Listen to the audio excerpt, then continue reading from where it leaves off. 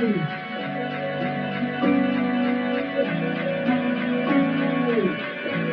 shit. Dreadlocks.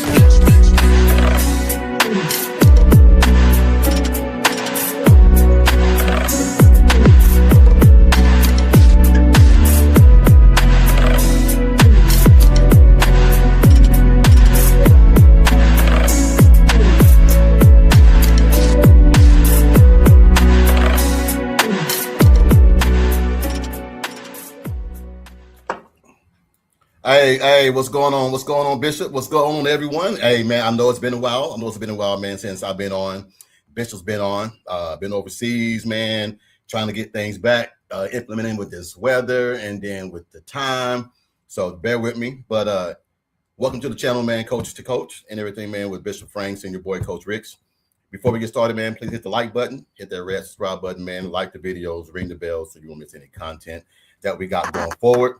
Bishop, man, we've been trying to get this done, man, for what, 2 weeks now, man? So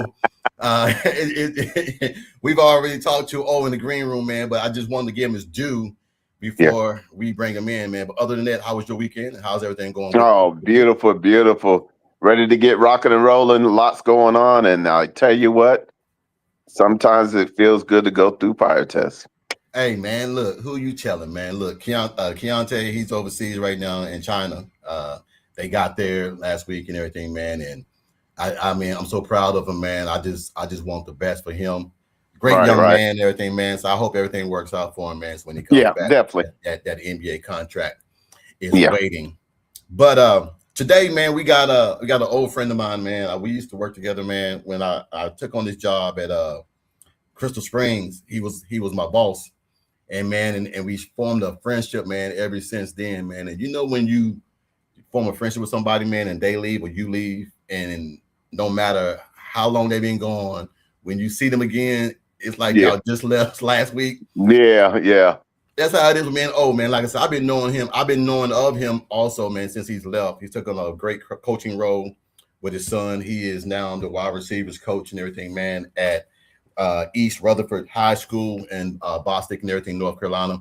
I delivered to Boston and everything, man. A little small town, man, but I'm going to ask, what made him leave Charlotte to go to the little small town in Boston and everything, man? That's my big question, because everybody leave the small towns and come to Charlotte. He did the reverse.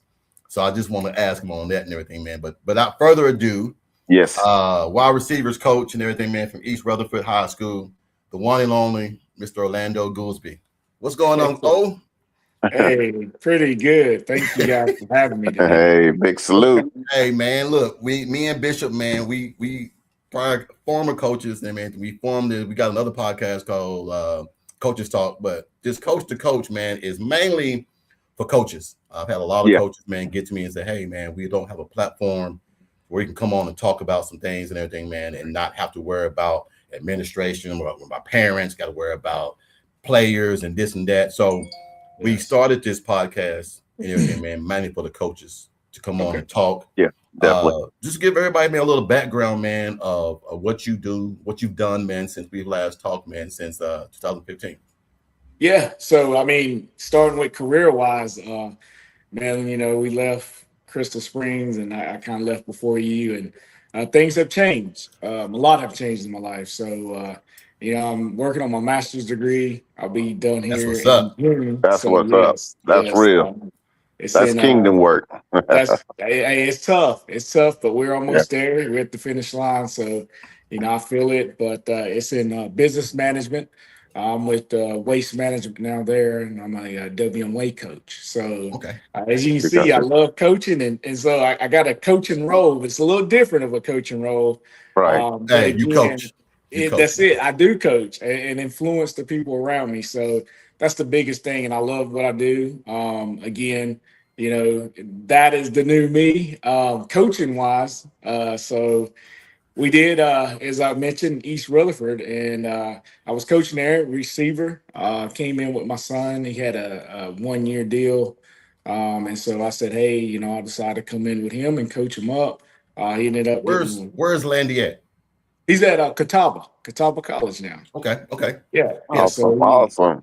Yeah, it was tough. I'll tell you that, guys. I did Hey, all it's this hard coaching recruiting your thing. kids, man. I It's did. hard. It's hard coaching them, and yes, definitely because I had to realize, Coach Ricks, that when I went in there coaching, I just could just coach him only. It wasn't an individual thing; it was a whole team thing, Yep. and grew bonds with those guys. So again, till this day, some of these guys reach out to me, even some of this back as seniors now and juniors reaching out, seeing how I'm doing, and again, I love doing what I'm doing, but it was tough. It was tough, and recruiting was the toughest part, I would say, for me and my son. He kind of got depressed here and there when he didn't hear back from colleges, and you know how that goes. You'll get a call and say, "Hey, come down, see, visit," and then next thing you know, you don't hear anything back. Well, with this new portal stuff, it makes it real tough for a high school kid. Oh So yeah. Oh yeah. yeah, Okay. yeah. He was getting recruited by a couple of colleges. Lenore Ryan was one of them. That's the Okay. main one he really wanted. And it kind of broke his heart because they brought him in and then all of a sudden they go in the portal and grab all these guys and then they're reaching back out at him Hey and telling him, man. "Look, we don't have any money left." So That's the I'll new. tell That's you. I'm glad you said that. Yeah. I was just talking to, and shout out to my boy TP who's in the comments. We were just talking about that a few minutes ago. TP asked me a question. I'm gonna bring it to you and see what your thought is. If you were a parent that had a son or a daughter that could enter college early, at the early signing bonus and everything, probably around December, Yeah. would you advise them to do the early signing and skip the remainder of their their high school, or would you advise them to stay and graduate? That's a tough one. That is a tough one. It all depends on the kid and my son and my daughters or whoever it may be. I always tell them like, you only go back to high school once and that's it. You get to live that life. But again, some kids mature a little bit quicker and faster. And so sometimes they say, look, I understand that, I have my friends and they're back at home. I can see them in the summer.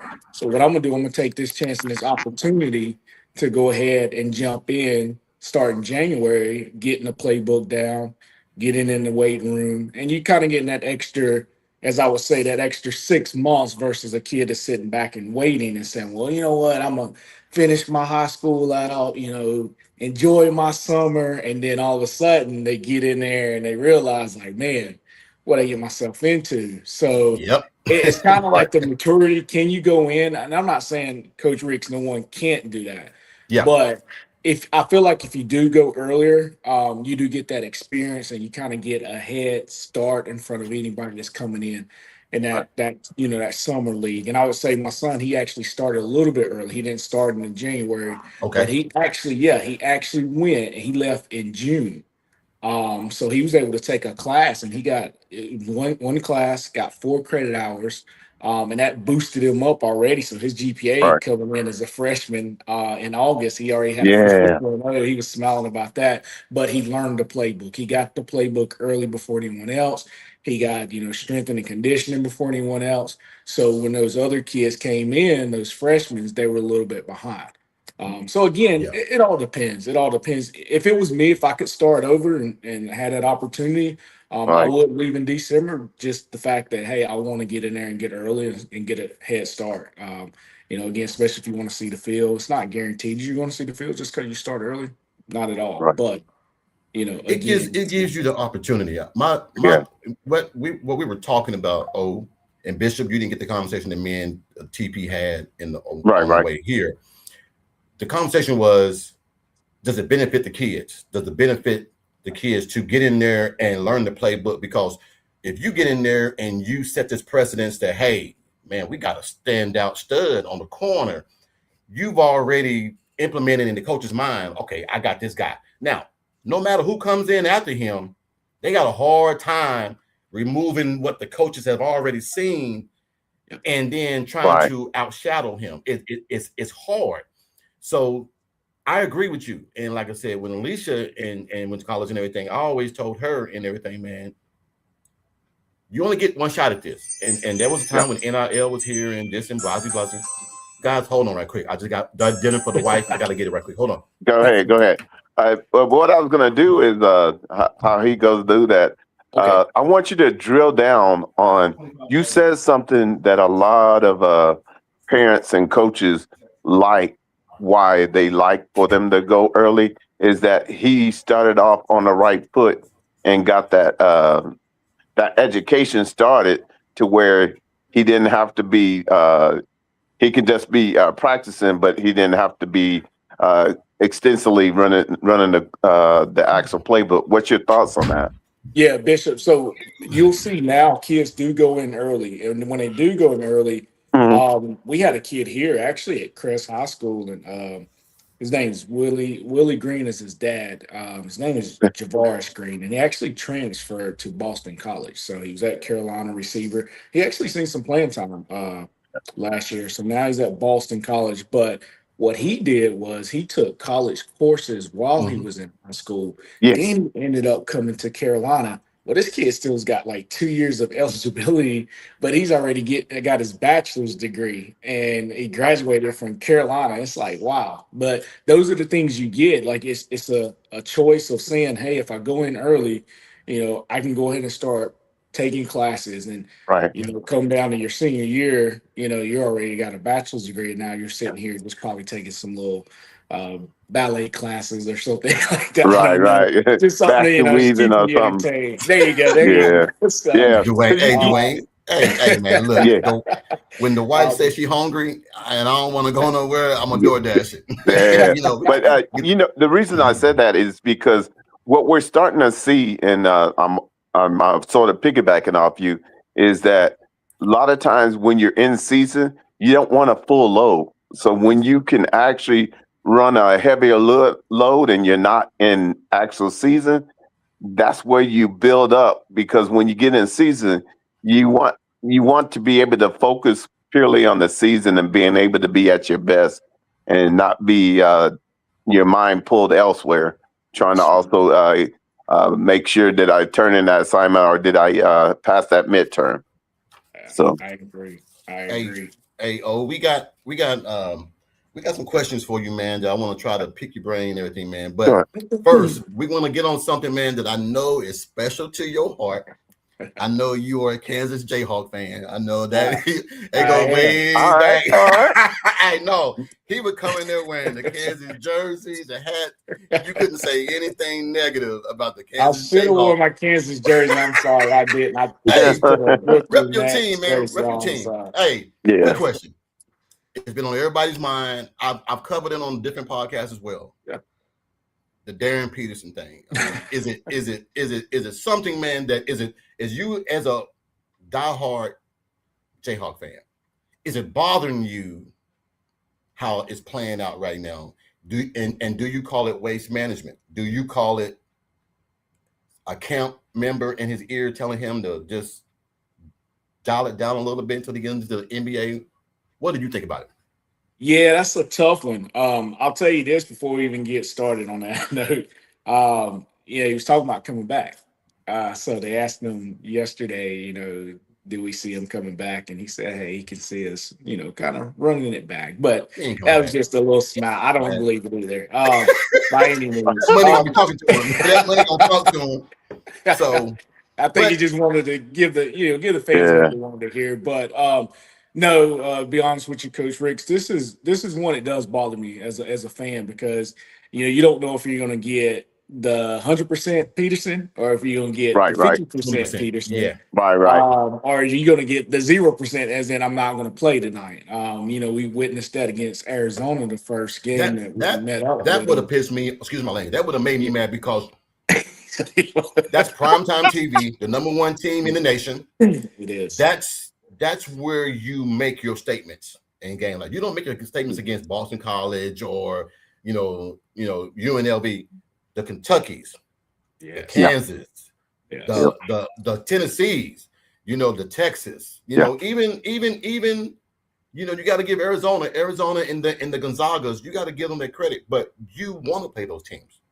Yeah, without a doubt. And they were the number one team. So, And to he not was even out there. play, not Yeah, even dress, yeah, that's hard. yeah. It was Yeah. it was kind of, weird. There's speculations that came out after this, but he was out there ready to go, warming up, and he was going through it. And then all of a sudden he's like, hey, I'm not playing. I got the flu. Well, of course they questioned Bill Self on that situation, and Bill Hold on, Self hold on, hold on, hold on, T. Hold with on, the hold on, hold flu. on, hold on. Oh, he I'm gonna was tell you the whole story. he was hold on, he was warming up. Yeah, warm it up. Yeah, And then all of a yeah, sudden he got the flu. had the flu. Mm, Man, come Yeah, on, man. yeah, Come on. yeah. Jordan had the mm-mm, flu, and if you ever seen him in the mm-mm. flu game, you Okay. could tell he had the flu. I mean, he wasn't even trying to even warm up. To be honest, they told him to sit over Come there, on, man. load up on fluids and stuff. But yeah, so then it came out stating that hey, it wasn't the flu. This kid didn't want to play because Kansas owed him money. And so he went in with an Oh, NIL deal, and they And didn't dude. pay him all of his money. So he told him, he said, well, if you're going to pay me half, I'm going to play half of the season. So oh man. those are See, some Uh, things. And then after that, he came ooh. back the next game. I don't know if you remember. And second half, he shot a three, and he looks over And at then Bill look the coach Self. and so, man, look, this hey, I played college ball, I played basketball, and I love it. There won't be a day, and I'm 52 now. There won't be a day that if I couldn't play, I love a challenge. I don't care. Like me and Keontae play, even though he whooped my ass right now, but hey, it is what it is. He's 25, I'm 52. Back when I was 25, it'd be a different story. But I love That's playing it. basketball, man. And even to this day, and to not play because I remember playing just for the love of the game. There wasn't no money involved. I still would play. But it would be even more of an incentive now because I love the game and I'm getting paid. Yeah. Even if you don't pay me all my money, I know I'm gonna get it. Even if not in college, at the next level, I'm top 5 prospect. Given you're gonna yeah. get your money. It's just now these NBA owners are like, I don't know, I want to touch that, and that's what I'm scared of. I'm scared that some NBA owners are gonna be like, they don't want to touch that. Yeah. Yeah. I mean, I agree. And like you said, back in your day, you would play and it wasn't about money. And now Right. it's about money. It's, you talking to a high school kid, getting millions of dollars. I mean, money talks and it always Oh, talks. And money is the root of all evil, too. So you got to keep that in mind. And I hate the way it's done now. But it is what it is. And as a college coach or even any athletic directors out there, which that's something I want to do. You got to be mindful to understand that now it's about money, and if your school can't afford this kid, just remember he's going to leave. And if someone else can offer him more, just remember he's going to take that and he's going to leave. So, me personally, if I had the opportunity, I already said I would stay 4 years and just collect. hey, I'll make more money that's in a good college than I business would in the decision. pros. Yeah. That's a good portfolio. Yeah. That's a good Hang out 4 portfolio. years. But Hey, see, because here's where, you're gonna make more. Hold on, yeah, Bishop. I'm go sorry. ahead. You're gonna make No, no, more go ahead. in college Mhm. than you will your first rookie deal. You Yeah. will. You Yeah. will. You know, I mean, to be honest, because you can get the revenue sharing, you can also get the names off your jersey, you can do all Yeah. these kind of things. Once you get into the NBA and NFL, all that Yeah. stops. You get a Yeah. salary. That's it. Now, whatever your contract or whatever your agent has signed set up for you and yada yada yada, but you got to work extra hard for that. Yeah. In college, Right. man, they give you, we've all been there, man, where you come back to your room and that envelope's under your pillow, or you be asleep and then you hear that up on the door and you open there and they're, hey man, come on now. Don't think that we all ain't been there. Come on, we've all been there. You can complain now because it's fair game now. But I'm just saying it's hard to turn down money, like you say, for some of It these is. kids that don't have both parents. Mom is struggling, mom working 2 or 3 jobs and everything. It's hard to tell that kid not to take those millions and stay truthful to whatever it is when mom and dad is struggling. Yeah. It's real hard. All right, Bishop. I'm sorry about that, but No, no, no. What I was going to say is, though, but think about it. It's also complexing that you as a organization or a university didn't see fit to communicate. Hey, we have plans to get you your money, but right now is not able to be liquidated. But you got to communicate. You can't let that's think about it. If you're working somewhere and they said, okay, well, our liquidity hasn't come through, so we can't pay you until the next 2 weeks. I can't work. I my guess I'll shoulder come hurt. work Well, my next shoulder, week. my shoulder hurt. Yeah, look, hold up. All of a sudden, Hey. okay, As my boy TP always say, go get that money. go get that money. Hey, I'm gonna bring him on here in a minute. You're gonna love him. The TP man is always, he's like if I had to go to court to lobby for money, Yeah. TP's my agent. He's the guy. He's that union guy that's gonna go in there and fight for every dime for you. And his thing is, see what he's saying? If there ain't no money, I can't play. No. And so we live in this thing now, and we all laugh and joke about it, but it's becoming a problem. It's becoming a problem because there is no safeguards, there is nothing in place to do a stipend or do a collective bargaining to say freshmen get this, sophomores get this, juniors get this, seniors have earned to get this. Now it's just, I'm gonna give you whatever I want to give you, and I don't care who likes it. Yeah. Is that fair to some of the small schools, or is that just the way the nature of the beast is? It's not fair at all to the small schools, and the reason why I say that is because my son's at a D2 school, and right after the season, and you had all these guys jump in the portal, and so this coach is thinking in his mind is like, hey, I got this guy for another year. No, you don't. And then when you start seeing guys out there and they're balling out, like having the best season by far, in your mind, this kid's jumping in the portal. I mean, he had the best season by far, and he can jump in the portal. Right. And D1 schools will grab him. And that's what happened. They had a couple of guys that was really good this season, had a great season. They jumped in the portal. They got D1s. So, again, it's scary for D2 schools because you don't know if you're going to have that guy. And if you try to invest in them, no matter what you say to them, and I get it, hey, man, you come here, we give you a full ride. And D2, most of the time, they try to give you partials. But they may tell this kid, we're going to give you the whole package deal. We'll give you all the money we can. Well, guess what? Next year, you won't have that guy. And I guarantee you won't have him because if he balls out, he's jumping in the portal. And these kids, that's Coach Ricks, Bishop, that's how they're thinking. I don't care. I've been around these kids and all of them. Yeah. First thing they always tell me is like, Coach Goolsby, I'm going to go to D2, and then I'm going to ball out, and I'm going D1. I'm going to jump in the portal. Because is that a good plan for some kids? Because we all know there are all those kids that get it. Yeah. Oh, you D1 material all day, every day. Then there's those kids and everything, man, that have to work their way up. Is it better for you as a coach to have a kid that just has natural God-given talent, or you see that kid that's worked up and you've seen him firsthand? Okay, he's worked his way up and now he's playing as a 5-star, but he's not a 5-star. Which one would you rather have? I'm gonna tell you, Coach Ricks, I like kids that ain't developed. I can take a kid any time of the day that ain't developed, and I can coach them and develop them because they listen. They're coachable. You get someone that already done in their head, I'm top notch. Those are the ones that's hard to coach because they're gonna tell you, man. Wait a minute, trust me. We done seen it. When the kid come in the locker room and tell you, I'm D1. I'm D1, and we used to laugh at him, say, "Oh, here come Mr. D1." Because he wouldn't listen. No, he wouldn't listen. And I was like, man, you know what? You ain't gonna go too far because when you walk in that locker room, and yes, you are D1, guess what?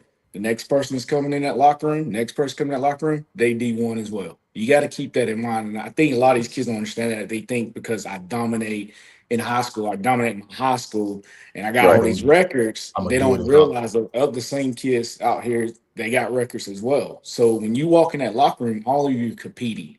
You're competing for one spot, one starting job. And they get there and they realize, hey, I'm not Mr. Popularity anymore. And then that's when you see kids start dropping out, and they go back home or even jump in the portal. We seen that again. Kids jump in the portal and then they don't even get picked up. So you got to be careful with this portal stuff. I tell kids all the time, like, hey, just make a wise decision.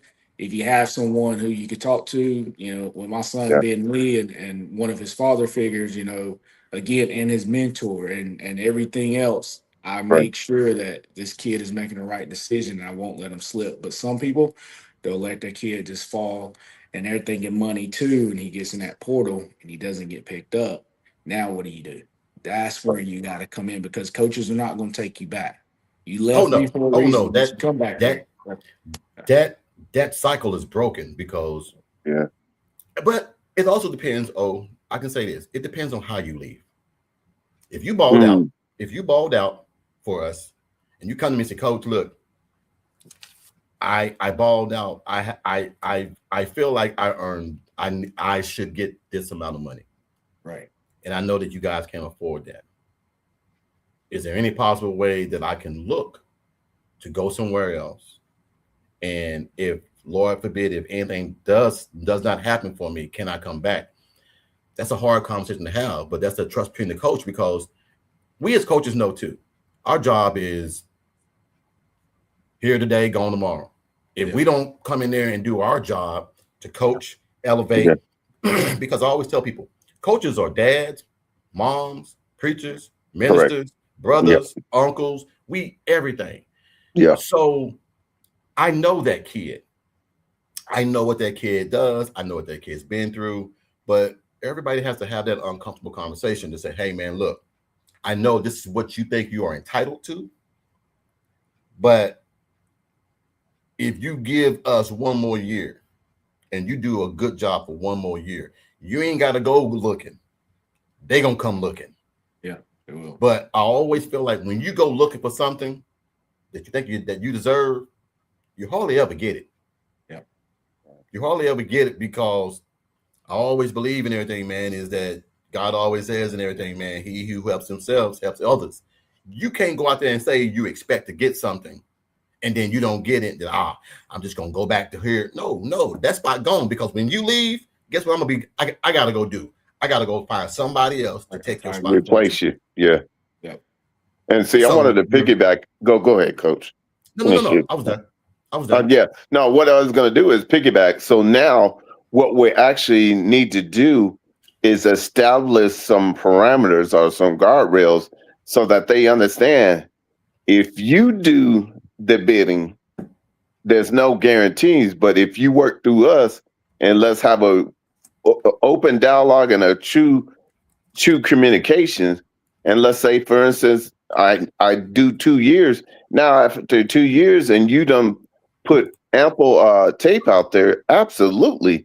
If there's an opportunity and somebody vetted and they see the potential in you, I'm cool with that. But here, let me develop, let me pour into you.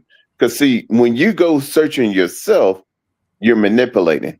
If you allow me to help you, I'm helping you develop, and then they're being able to see, because understand the NCAA, whereas Division 3, 2, or 1, it's the same entity that drives it that you sign into when you were in 7th grade.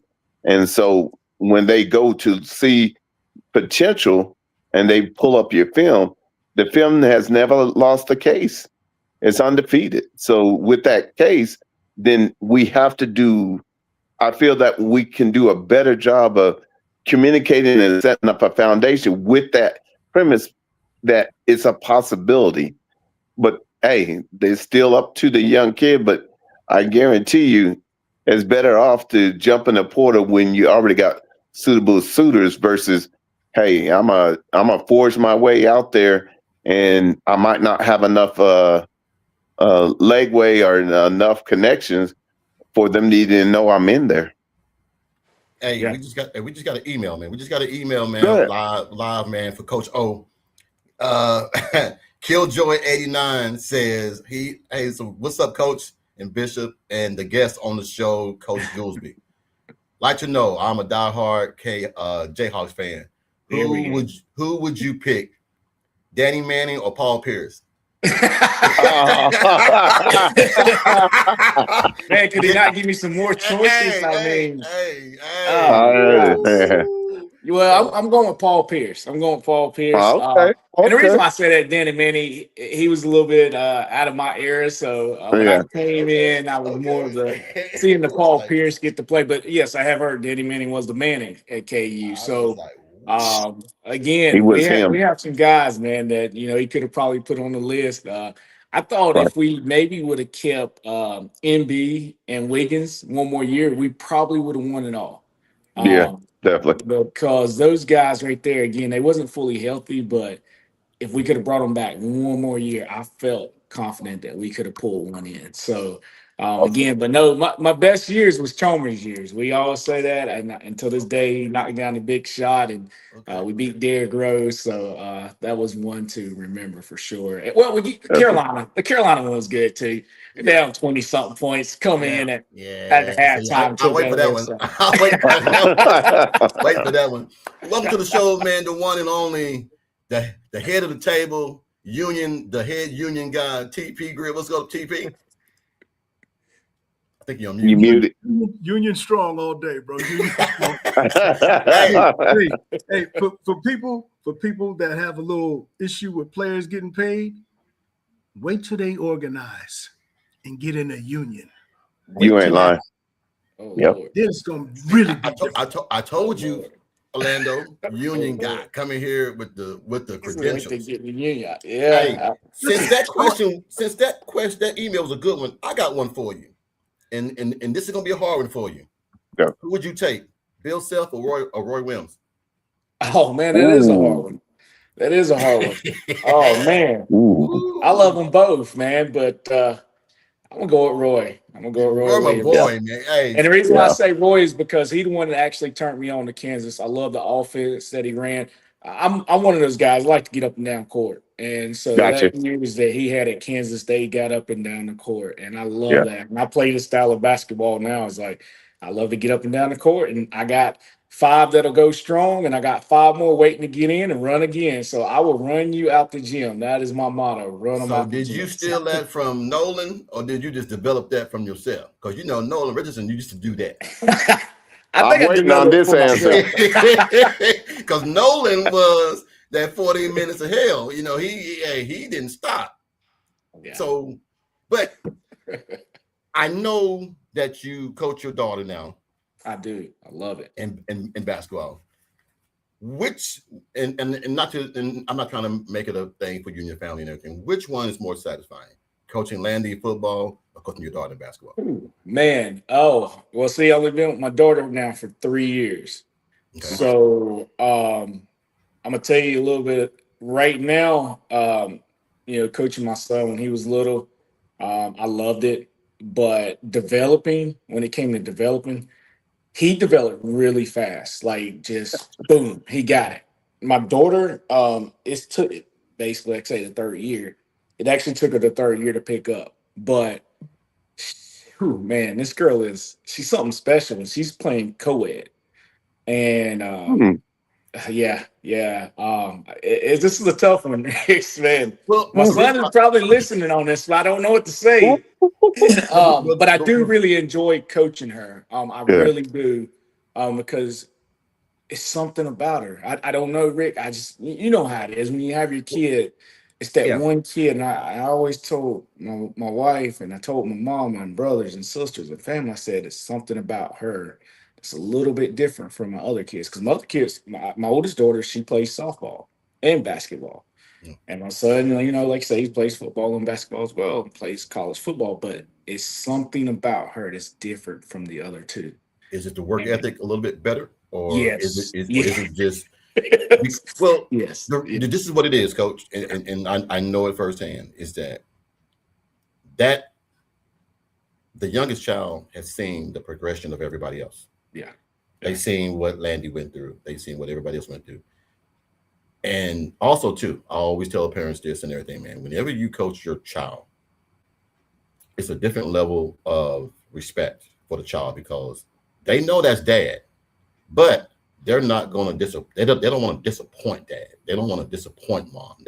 So they're going to work harder. They're going to do all these things. I tried to coach Jasmine the way I coached Alicia, and it didn't work. Because Alicia stud basketball, football. I mean, take that back. Flag football, Right. Yeah. softball, basketball, but stud softball, scholarship, stud softball. So when she got a scholarship, I thought, okay, I did it with one, I'm gonna do it with another one. But Jasmine is more aggressive than Alicia. And I tried to raise her and do the same thing I did with Alicia. It didn't work because she's a different person. Yeah. Right. So, but I love coaching girls more than I do boys.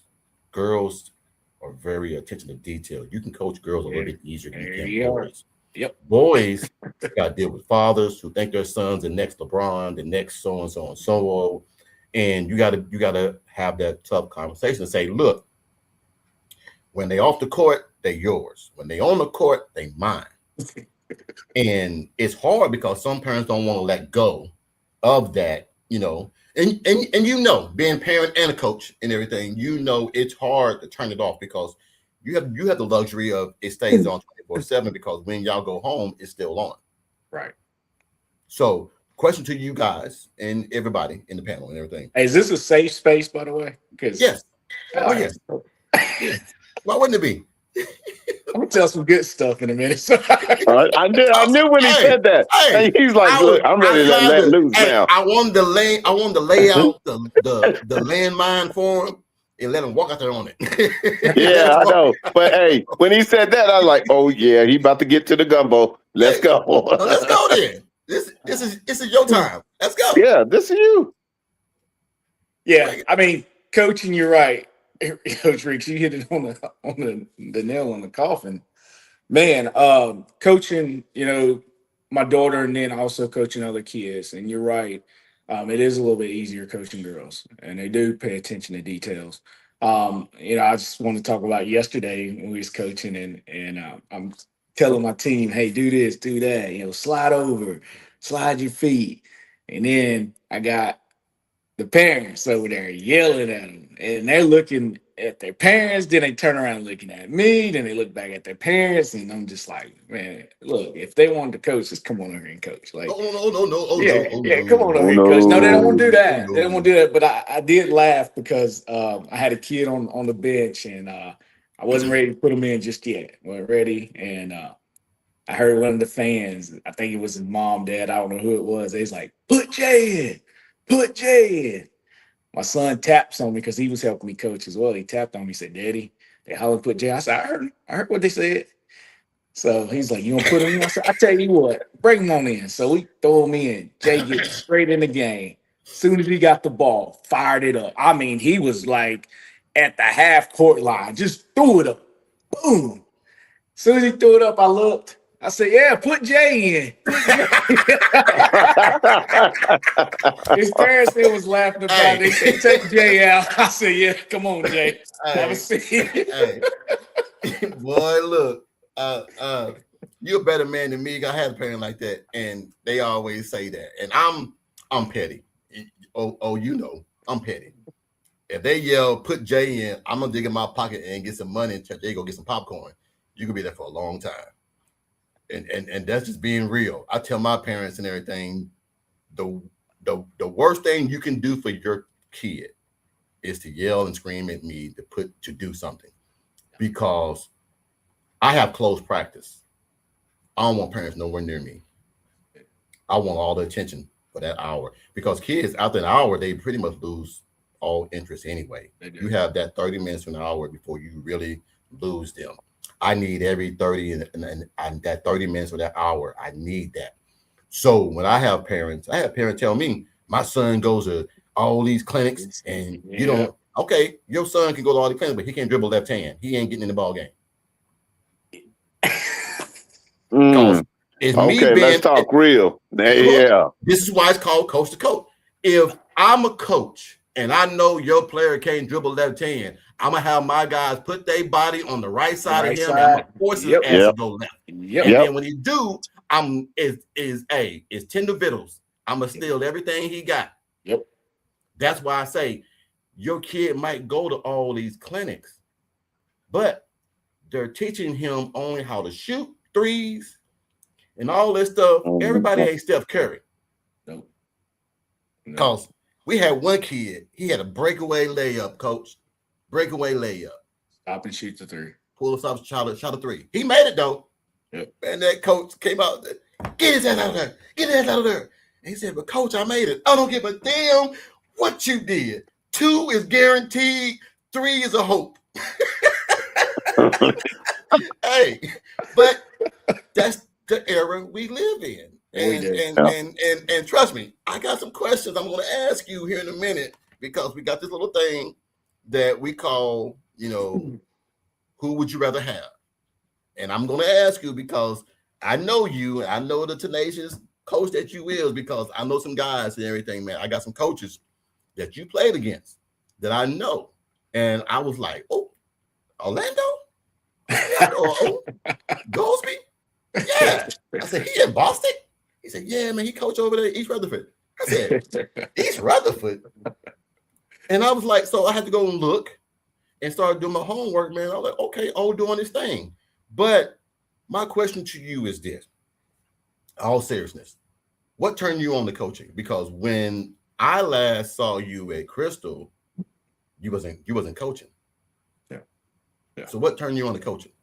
It was my son. It was definitely my son. So I didn't really start coaching until he started getting into sports. And so he was still young, haven't jumped on any school teams or anything like that, little league teams. So I had a cousin who actually I went to church with, and he was like, look, man, he's like, I need somebody to help me coach. And I was like, I ain't ready to coach yet, so I'm just gonna keep working with my son. I said, I just want to develop him. He's like, oh, you can come help me, and y'all can come in the gym and work out. And I was like, you know what, that's a good idea. I was like, he can come and work out, and I'll help you coach. So I helped him coach 2 years, and then that's when my son jumped on to a elementary, was we call it elementary school team. So the elementary he went to, he jumped on that team there, and there was a coach that was actually coaching him at the time. So I didn't really say, hey, let me jump on the staff. I just said, I'll just sit back in the stands and watch him and see how he's doing, and then keep developing him. Well, they asked me, they was like, well, look, you're already over here coaching at this school, which we competed against that school. So it's like, you're already coaching this school. Your son's over here. Why don't you come coach with us? And I was like, well, look, I didn't want to just intervene or anything. I said, I would rather someone ask me to help him than just rather just come in and just say, hey, I'm coaching because my son's on the team. You don't want to do that. Well, the guy did. He ended up saying, hey, come and help me. His son was on the team. And he didn't really know much about basketball. He was a big baseball guy, big baseball That's guy. why he asked you. Yeah. So but it gets even better. So Coach Ricky, he gets me over there. I coached the first year with him. And he comes back the second. He says, all right, you're going to be the head coach. And I was going to be the assistant. I told you. I said, okay. Yep. And he started like missing practices. And he's like, look, man, we got baseball. I'm running this baseball thing. He's like, I'm not going to make it to He practice. found an easy way out. I'm going to give it to you. Yeah, I'm going to bow out. He did. So the third year he comes to me. He's like, I'm not going to be able to do it. We got travel ball. But his son still played on my team. And so I ended up getting a buddy of mine to come help me coach. I said, well, man, come help me coach, man. And so he said, yeah, sure. I'll help you coach. So he stayed with me all those years with my son. Man, we won championship after championship after championship. And then my son went to middle school, and he was like, Daddy, you gonna coach me in middle school? And I had the opportunity to coach in middle school as assistant. And I was like, man, I don't have time. I was like, they don't pay anybody anything. I was like, I'm good. I don't want to do it no more. And so then he gets into high school, and that's when the football stuff came in. And so I was getting phone calls from, even my alumni, Burnham High School. A good friend of mine, David Devine, reached out, said, do you want to come coach with us? Oh, man, I can't do it. I ain't got the time. Senior year rolls around. East Rutherford, a buddy of mine's called me. He said, hey, you want to come over to East? We talked about it. Brought my son over. He said, I want you on the staff. I said, no. I want to sit in the stands. He said, no. He said, I want you on the staff. He said, man, it's a great feeling to be there with your son your senior year. He said, on that sideline with him, he said, I promise you, you'll love it. And I did. I tell you, it was enjoyable. It's a time that I'll never forget. Still to this day, man. I remember we knocked off Reedsville. I don't know if you guys know anything about Reedsville, but they're actually good in basketball. Yes, very good in basketball. Yep, and they had Keandre. Keandre now is at Oregon Oregon. playing, and my son shadowed him all night long, and we did not think he was going to be able to handle him because they could just throw it up any time of the day. And he's only 5'4", and Keandre's like 6'7", but man, he held his own and came down at the end with the clutch interception, and we knocked Reedsville off. That was the talk of the town. But again, that's how it all got started. It was just all having a son, and he's getting into that sports life, and then I decided I wanted to coach. And so, like I said, I had different roles from here and there during my coaching time. I even coached at Burns High School in basketball and helped a couple of friends out. But I never took the time to just be like, you know what, I really want to be a head coach at a high school. I know I can do it. It's just, again, they don't pay, and that's the whole thing. I wish they would pay coaches. I mean, because you got to think, man, time away from family. They don't give you guys the stipend down there? They do. They give you a stipend, but it's not what South Carolina. You go to South Carolina, South Carolina will pay you. This is look, I did the stipend the first year I ever coached. Yeah. And then I did go to South Carolina, and then South Carolina is they pay you. Yeah. And then and then as TP say, they pay you the money. They do. They pay you the money. They can pay you when you don't have to teach. I mean, yes. So I came back to North Carolina and everything, man. And like I said, the job that you want, I've turned down multiple times. I do not want to be an AD. I've been offered that job 4 or 5 times. I've been offered a job and everything as an assistant AD at what's that college and everything, man. Oh God, up by Greensboro. Shoot. I'll think of Greensboro, North Carolina. Yeah, I'll think of it here in a minute. Okay. They offered me the assistant AD, and I was like, no, because I don't have time to travel. I don't have time, man, to leave my family and go out of state and do all this and you got to worry about all sports, not just basketball, not just football, lacrosse. You got to worry about tennis. You got to worry about golf. You got to worry about track and field. I mean, that's everything. And most of the assistant ADs are the ones that do all the traveling. That's true. The main AD, he decides where he or she wants to go, and then wherever she goes or he goes, you gotta go the opposite way. I don't want to do that. So it's hard, man, to sit here and listen to you, because everything that you've been through, Bishop been through it, I've been through it. And this is what this platform is for, as a coaches and everything, man, because there's a lot of things, man, that we go through that a lot of people don't know. They only see the coach that's on the sideline doing ball games. Yeah. They don't see that not only do you coach, you have a family, you have responsibilities, you have a wife, you have work, you have other things away from what they see on Thursday nights or Friday nights and everything, JV on Thursdays and senior nights and everything on Friday. There's so much they don't see. Does it bother you that people don't understand how much you've given up and how much you've done to help their child? It does. It really does. And they don't even know what goes on in the locker room too. So there's a lot of stuff. And with the kids in general, man, with just getting them to, go to class, and kids, you would think, this is high school, kids would go to school, but man, you have some kids that'll lay out of school. You have some kids don't even have, like you say, a father figure at home, and then you're that father figure when they come to you, and they just don't know what. Do you accept that? I mean, do you? I mean, and I know that's a stupid question. Yeah. I know you do. I do. Does it make you feel better that you are the role model that he looks at? Because I know what kind of man you are. I know you're a family man. I know the old that other folks don't know. Does it make you feel better knowing that he or her chooses to have you as their role model? It does, but you know how it goes, Coach Ricks. Once they go back home, it's nothing you can do.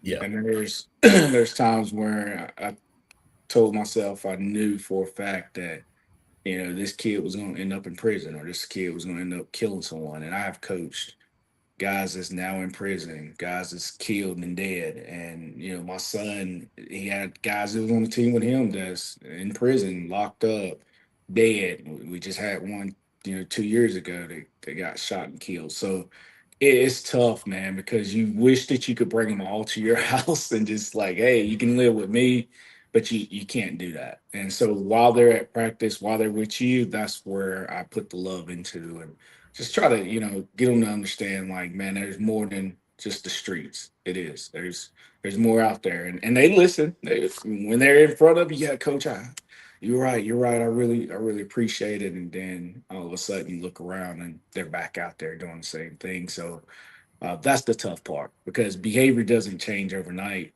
No, and you only have them for a limited time. But that's while you have why. them, just try to influence them. Yeah. That's why I say you need to have close practice because that time that you have with them, they can't tell you what really goes on at home if mom and dad understand. They can't really talk to you and be themselves with mom and dad understand because TP know, and Bishop know. It ain't the kids that's the problem. It's the parents that's the problem. Yep. Because kids only reflect what the parents teach them and the parents show them. Yeah, that's That's true. it. That's That's true. it. And I know a lot of I've coached at a place that had no black kids. You couldn't even. I'm looking for them. Ain't no black kids there, and I can say this: we went 3 years without losing the ball game in basketball. 3 years. Some of the girls right now, I know that a lot of the girls, 2 of the girls right now are at Duke. One of the girls is at South Carolina. Another girl and everything, man, is at Kentucky. And this was back in 2019. I say this to say that they have, and I don't want people to get lost in this. It's so much easier when you have 2 parents that have the same vision that you have, that is going to support you in the same way, versus that mom that has to work 2 jobs and she would love to be there, but she can't. And then she needs someone like Coach O or Bishop and everything, or myself and everything, to come in there and say, hey, because I got plenty of phone calls. Hey, so-and-so acting up. I'm on my way. Yeah. I'm on my way. And I get over there, Coach, no, shut the hell up. It ain't Coach today. It's Willie. It ain't Coach. It ain't Coach. Because when you call me from my house, that's Willie, because I want to separate the 2. Right. Because you have to separate the 2. I don't want to be Coach 24/7. I want to be Will when you're out on the street, but I want to be Coach. But I'm the same person, but I need for you to know there's a difference. And then you have some players be like, well, you can't tell me nothing. You show right. But you're gonna set your ass on this bench. You're gonna read this newspaper and you're gonna support your team. I'm just old school, man. Look, I'm old school, man. Is that there has to be a level of respect. There has to be a level of respect when you deal with me. And oh, you know me, man. We go way back to where we used to work together. Look, Orlando was the coolest boss I ever had, man. He was calm. He was opposite of me. I was real. I was mouthy. I let you know, but O was real quiet. He would kind of kill you with kindness and just he do the mind games on you. I'm gonna put hands on you. I'm gonna put hands on you. I ain't got time to do mind games. I ain't got time to do all that. But I want to ask TP this, because TP, me and you talked about this earlier, and we got to bring money back into it.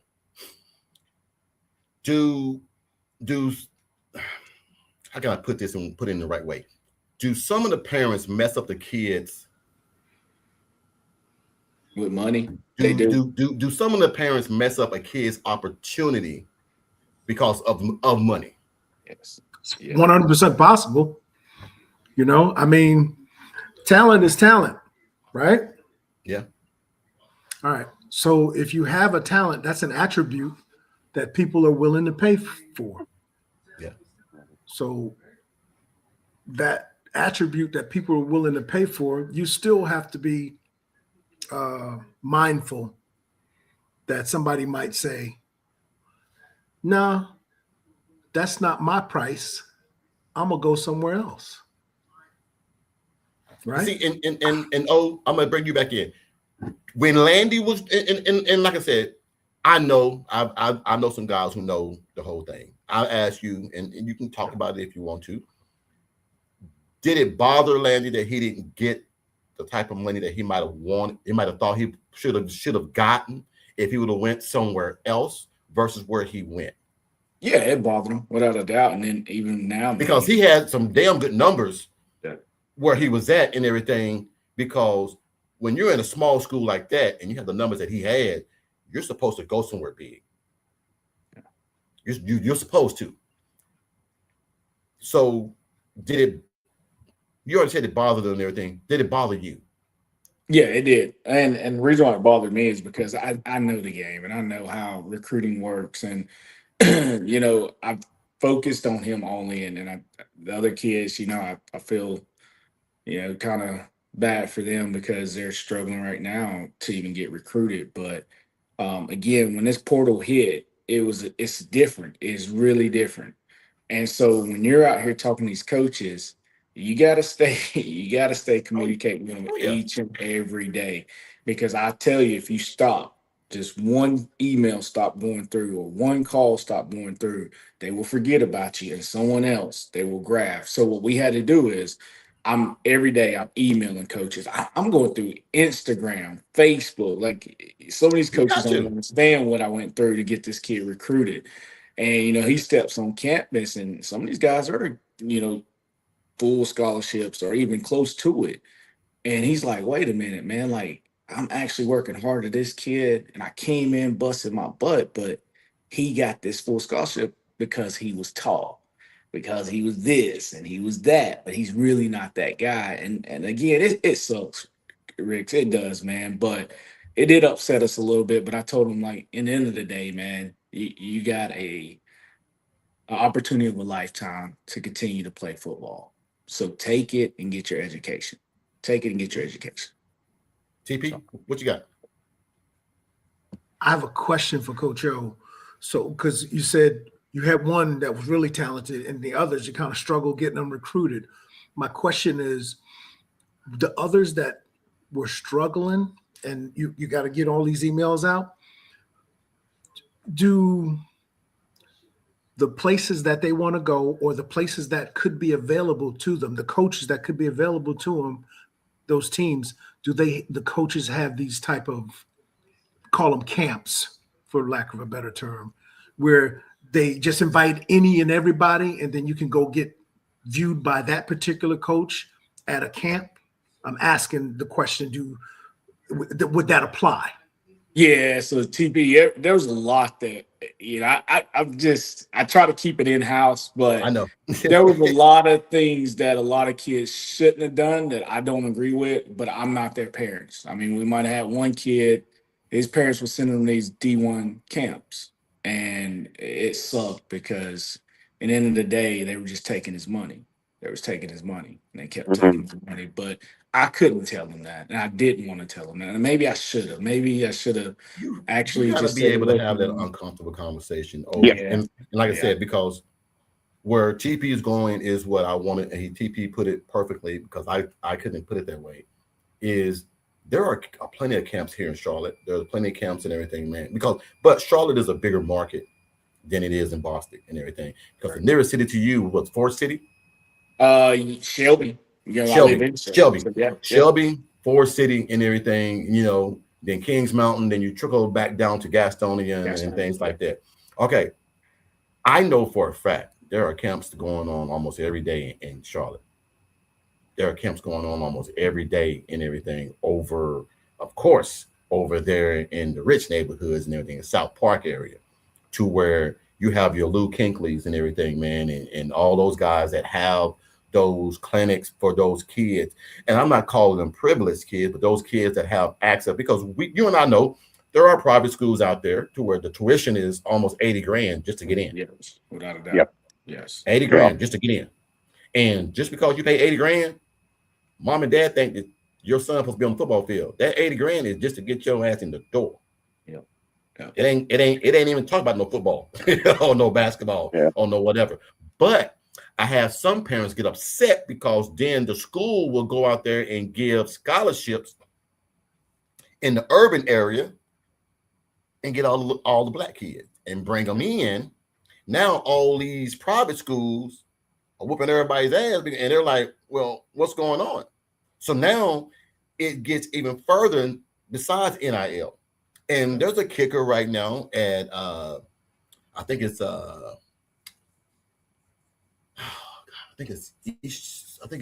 Monroe. It's either Monroe or some school over there in the area. The field goal kicker that's going to Auburn, they paid him $1 million to shut it down. Wow. He's already signed with them. They paid him $1 million to shut it down. You kick no more field goals. You kick no more extra points. You don't kick at all. So it's all about money. We're gonna always say about this, and it's all about the money. Like TP says, it's all about the money. I just don't want to get lost in the mud that if you're paying these players, there are some coaches that get paid to block other kids from going to certain areas. There are coaches that block other kids from getting video and footage put out and sent to other places. We're going to talk about it. We're going to talk about it on the show. We're going to talk about it. Have you ever experienced, which I have, Bishop has, have you ever experienced, as I want to call it, the blackout syndrome, to where you sent videos to certain camps and places and got no reply? Yeah. I'll tell you, and you know why. Yes. Yeah. I mean, you know why. Yes. I mean, I'll tell you, Campbell reached out. I love Campbell. So anyone, I'm gonna throw some schools out there that, that really, kind of reached back out to us. And I thought that was, very respectful to them and their organization. But Campbell was one of them that really reached out to us and said, look, we have a guy that's coming down Saturday. If he doesn't sign, your son will be next on our list. He's on there. So I love that. NC State reached out. They let us know, look, we don't have any more scholarships. So, but yeah, some schools, yeah, it was no no response, no nothing. I mean, you can even see they read your message. Oh yeah. It was like, come on, man. Like, just tell me either you don't have the money. You don't have to leave me out there on red. I mean, but it happens. It happens. But again, to TP, he was talking about recruiting and stuff, and I was telling him some of the things like, this kid was going to all these big camps and spending this money. All they were doing is taking his money. Not only that, TP, we had some guys who thought their stats would get them in college. And so they decided not to go to any combines, and schools was wanting them because they want to see their 40 time.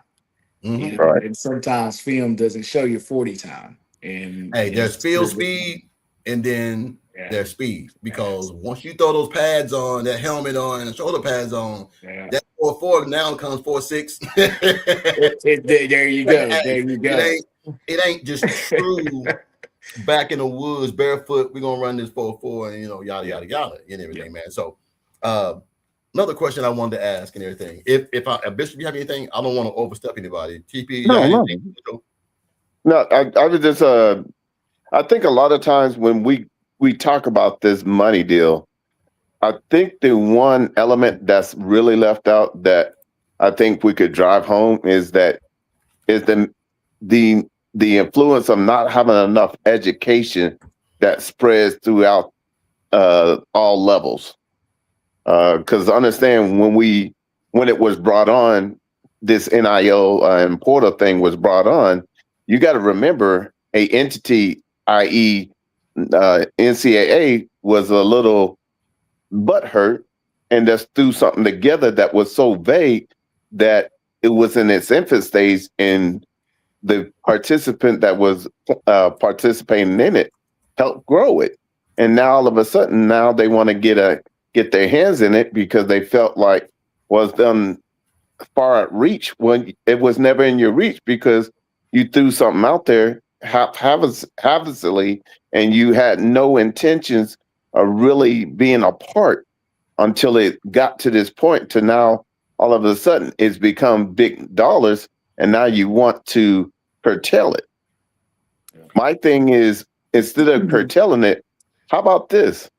let's first find a way to educate, because a lot of times what is coming across is that certain families grew up around money or knew of money, where other families, they know money, but they don't know how money works.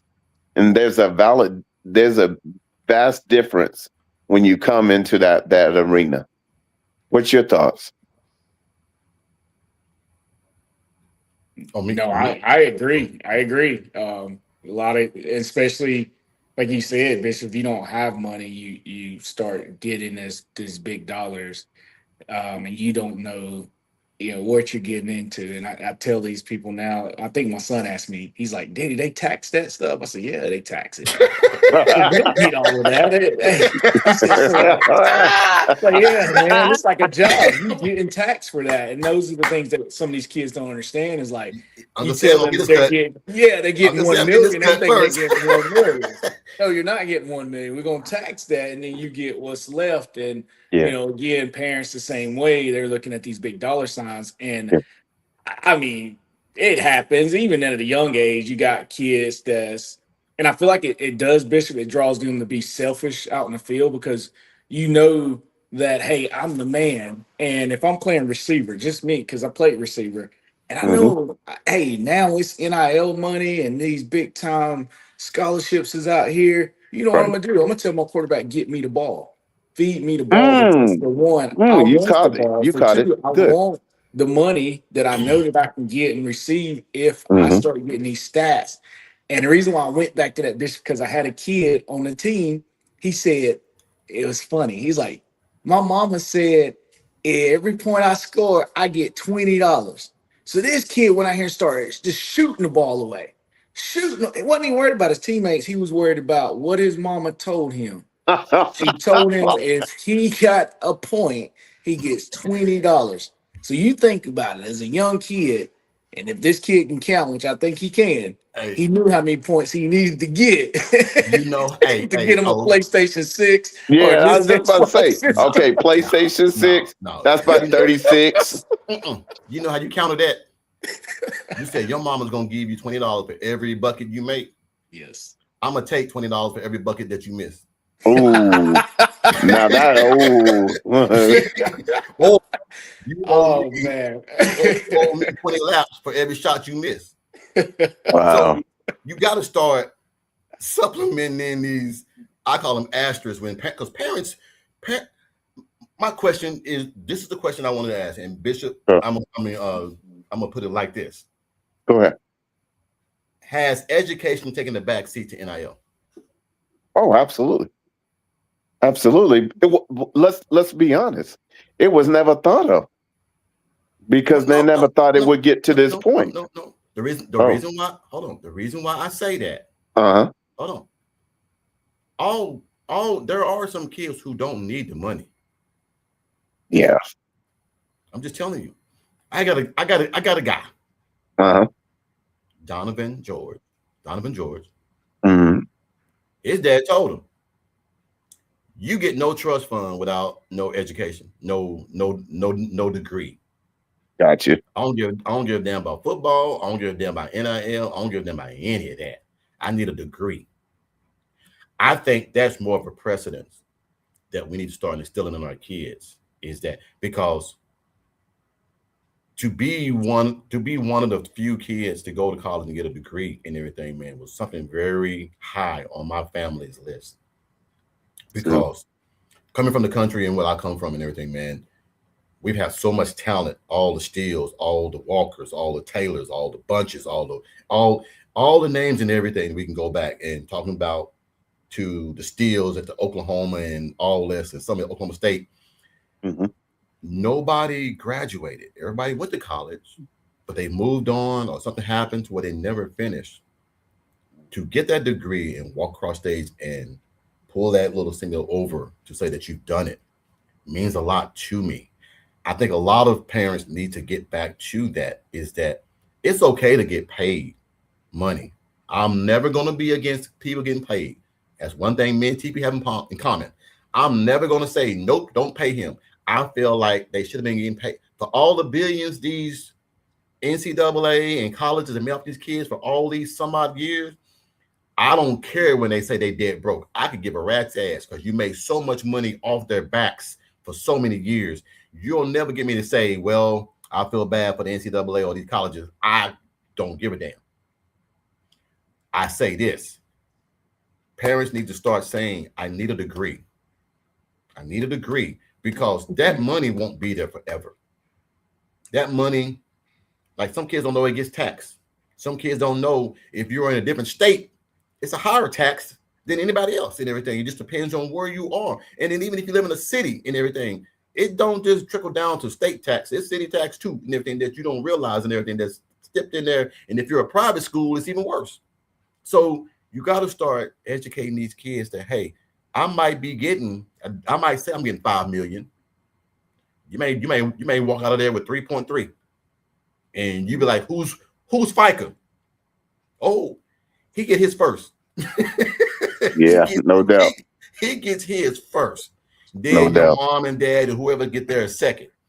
So I know you laughing, man, but I know you've been through it. I know It was funny what you said. It was funny. They don't know it because they never seen that. I had a Most kid. kids ain't even work in high school, so they don't even know what 401k is. They don't know none of this stuff. So yeah, I thought that was hilarious when you There was a said kid that went out and spent every dime that he had before he even got it. Yeah. And you got these sports agents that will give you the money or they'll loan you the money at a high interest, knowing that you don't have the money yet, but you don't read the fine print. You out there spending and charging all this and all this, yada, yada, yada. Then when you get your money, you in the negative. And you don't know why. Mm. And now your thought is, well, shit, I got to play now, but I ain't got no money. So now what's your first thought? I got to get in the portal. I got to go get some more money. I got to go, and it's a sad thing, man, but we live in a world right now, man, where it used to be student athlete. Now it's athlete student. Yes. Yeah. Athlete comes before student now. I agree. But I mean, man, we've been going an hour and 12 minutes, man. I don't want. Rick. I mean, no.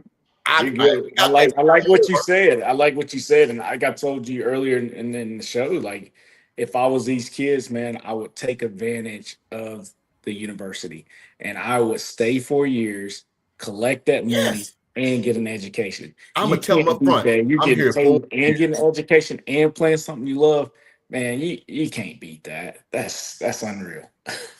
Yes, you Coach, a question or comment, I guess. You mentioned earlier about a kid getting there early. June, you said getting there early and he got 4 classes in. Yes. And then he almost graduated come third year or something along those lines. At that point in your life, you can start working on graduate school and still be under scholarship, correct? And he is. Yes. Yep. Yes. He's doing that. Yep. So Yeah, he's that's a doing beautiful grad thing. school at Boston College. So See, Bishop that's and smart. TP, no one thinks like that. See, everybody thinks once you get that, once on 4 years, you done. Oh no, oh no, oh no. You can look. It's if I can stay, because there's a new rule now for Division II, which I know which I know you know. Oh, Yep. When you go to a Division II school and then when you move over to a D1 school, you still get 2 more years. Dude, yeah. So then they're gonna get paid for 6 years instead of getting paid for 4 years. And he's already working on. He I already know, knows I he know. wants his grad. He already said it. He's getting his Because I grad. know it, Daddy. I know it, Daddy. I know what He's Daddy gonna tell us. He's going to PA school, so we're gonna be all right. Gonna be a physical assistant. So There you go. Hey man, look, I know, man, that we've been going rambling on and off and everything, man, but there's some questions here, man, that I want to know, your answer to. You can take, you can say one of the two. And it's common questions that I always ask coaches and everything, man. And if anybody in the comments have a question, the TP, you have a question, or Bishop, you have a question, just ask it. But I'm gonna start off with something basic because I know you. Who's your guy, Jordan or LeBron? Oh, Jordan. Yeah, man. Jordan, man, he plays defense. He loves the game. Man, Rick, it's different. Here's my now, problem, man. These kids And never you know where saw I'm gonna go Jordan with this because play. I've always did this. They're wearing his shoes though, but they don't know who Michael Jordan is, and that's what I hate about it. Because they're like, "Yeah, we're getting these Jordans," and I'm like, "Do you even know who Jordan is?" No, man, he's the best basketball player you ever seen. No, this is LeBron James. Well, then go get LeBron James shoes. Then I mean, Look. I always hear people talking about the Jordan that won the 6th championship. You know, the most dangerous Michael Jordan player was from 84 to 90. That was the most dangerous one. Yeah. Because he was scoring 56 points like it was like just waking up. That Michael, I love when, what's his name? Gilbert Arenas says it.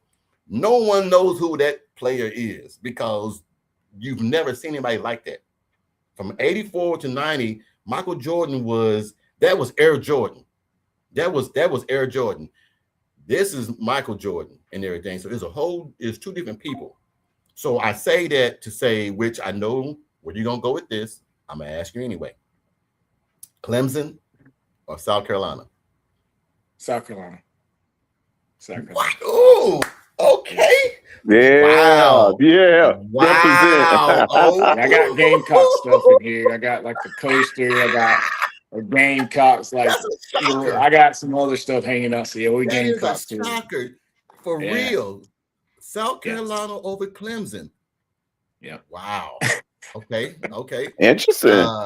Yeah, I'm stumbled on that one because I would have swore he would have said Clemson because everybody in South Carolina loves Clemson more. I can't believe you asked me to Jordan and LeBron. You know I was going with Jordan. I didn't mention the flu game, Jordan. Man. I thought that was one of the best games by far, the flu game. And we have some people in here, which I'm surprised they're not in here. They love them some LeBron.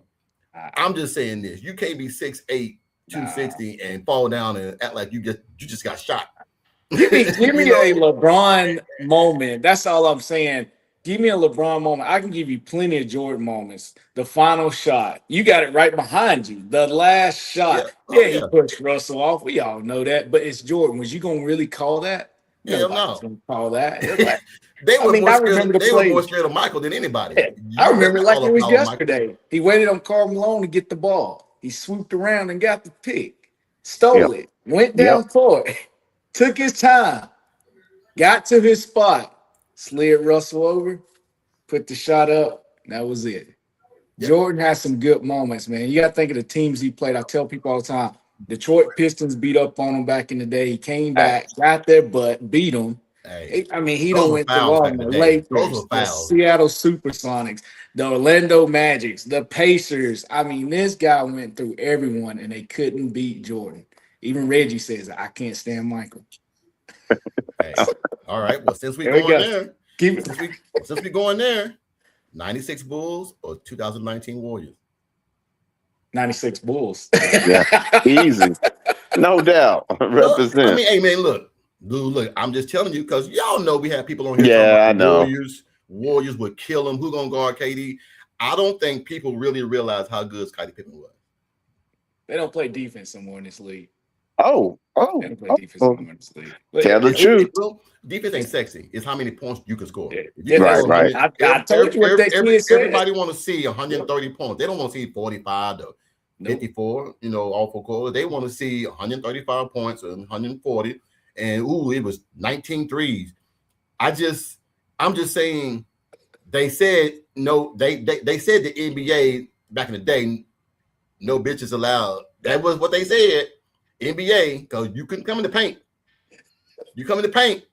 Rick Mahorn and Charles Oakley and Bill Laimbeer and Rick Mahorn. Hey, that's a business decision. Don't even forget about Dennis Rodman. He was on the Bad Boys too. Hey. He was beating up on Jordan, but then he teamed up with him and he started messing with Karl Malone. So Dennis would wear contacts and lipstick during the ball game, man, and that's what your head. Be patting guys on the butt. I mean, that's why Jordan went and got him for that second three-piece. Oh yeah, when they said no doubt. Then to have him against me. Benny and Mike. Hey, man, look, I think everybody don't understand. I always hear Bill Lambert, Rick Mahorn. I hear about Isaiah. I think that Vinny Johnson, the microwave, was Yeah. always the X factor for Detroit. He don't get enough credit like he's supposed to. I think Vinny was the guy in everything, man, that always saved them at times and everything, man. He was that 6 man off the bench that could get you 20 points in a heartbeat. Instant points. Yeah, instant points, no doubt. All right, let's keep it going then. Tom Brady or Joe Montana? Oh man, that's a good one. That is a really good one. Oh man, I'm gonna go with Tom Brady, and I say that because he's the GOAT in football, like Michael is the GOAT in basketball. So Okay. yeah. Okay. Before NIL or after NIL? Definitely before NIL. Yeah, Why? without a doubt. Why? Oh man. It's just like I say, if you're one of those coaches, especially if you're D2, it's not fun anymore. It's not fun of bringing a kid thinking you're gonna keep him and spending and investing your time in him. It's not there anymore. That's why Saban got out of it. Nick Saban got out at the right time because he didn't want to deal with this NIL stuff. Oh yeah, And he said it. and, He and didn't. for We're definitely not. And for those who say that ain't the reason why he got out, don't really know football. Yeah, He that's did what not they're want saying. to. That's He didn't a want to mountain. get out. That's a mountain, man, dude. You winning almost every year. Why would you leave if you know? But you have Because no the control over money. If that kid wanted more money, he could just bounce and lead a program. Hey, It's look. not about Nick Saban anymore. That's where it used to be. It used to be about Nick Saban coming to play for him. You know, Alabama football. Or you going to the NFL if you go play with Saban. Now it's like I can go anywhere, still go to the NFL and make a lot of money. So who's gonna pay me? Like the kid from BYU that's playing basketball now, AJ. Yeah, Let's be real. BYU got some strict rules. So when I say strict, really strict. That's contract right there. Yeah. That's an How did iron they clad pull contract. him? How did they pull him over Carolina, Kansas, even Oklahoma? I mean, how did he BYU? Come on, let's be real. But who What's am up, I? TP? I was just going to chime in on Nick Saban. The fact of the matter is, yes, he got out because of that, because he lost control. You got to remember why he went back to college. Because what he did in college before he went to Miami, he couldn't do that to grown men that was getting paid more than him in the NFL. That's true. Then he realized, oh, this ain't for me. Let me get back to college where I can tell a kid, sit your ass on the bench for 3 years. And I'm gonna get to you. No. Now with NIL, it's yes, we get paid. I'm not sitting for 3 years, coach. You're not gonna have you're not gonna have me as a really talented player sitting on the bench. Yeah. That's not what I'm doing, coach. I'm gonna go over here and get this money from Texas Tech. Yep. So it frees up someone that was third string as a sophomore and really could have been first string somewhere else. Yeah. It frees him up to go get more money than what he was getting. Let's be real. Even before NIL, they was getting money, right? Yes. Yeah, I was just gonna say. Ain't nobody gonna deny that.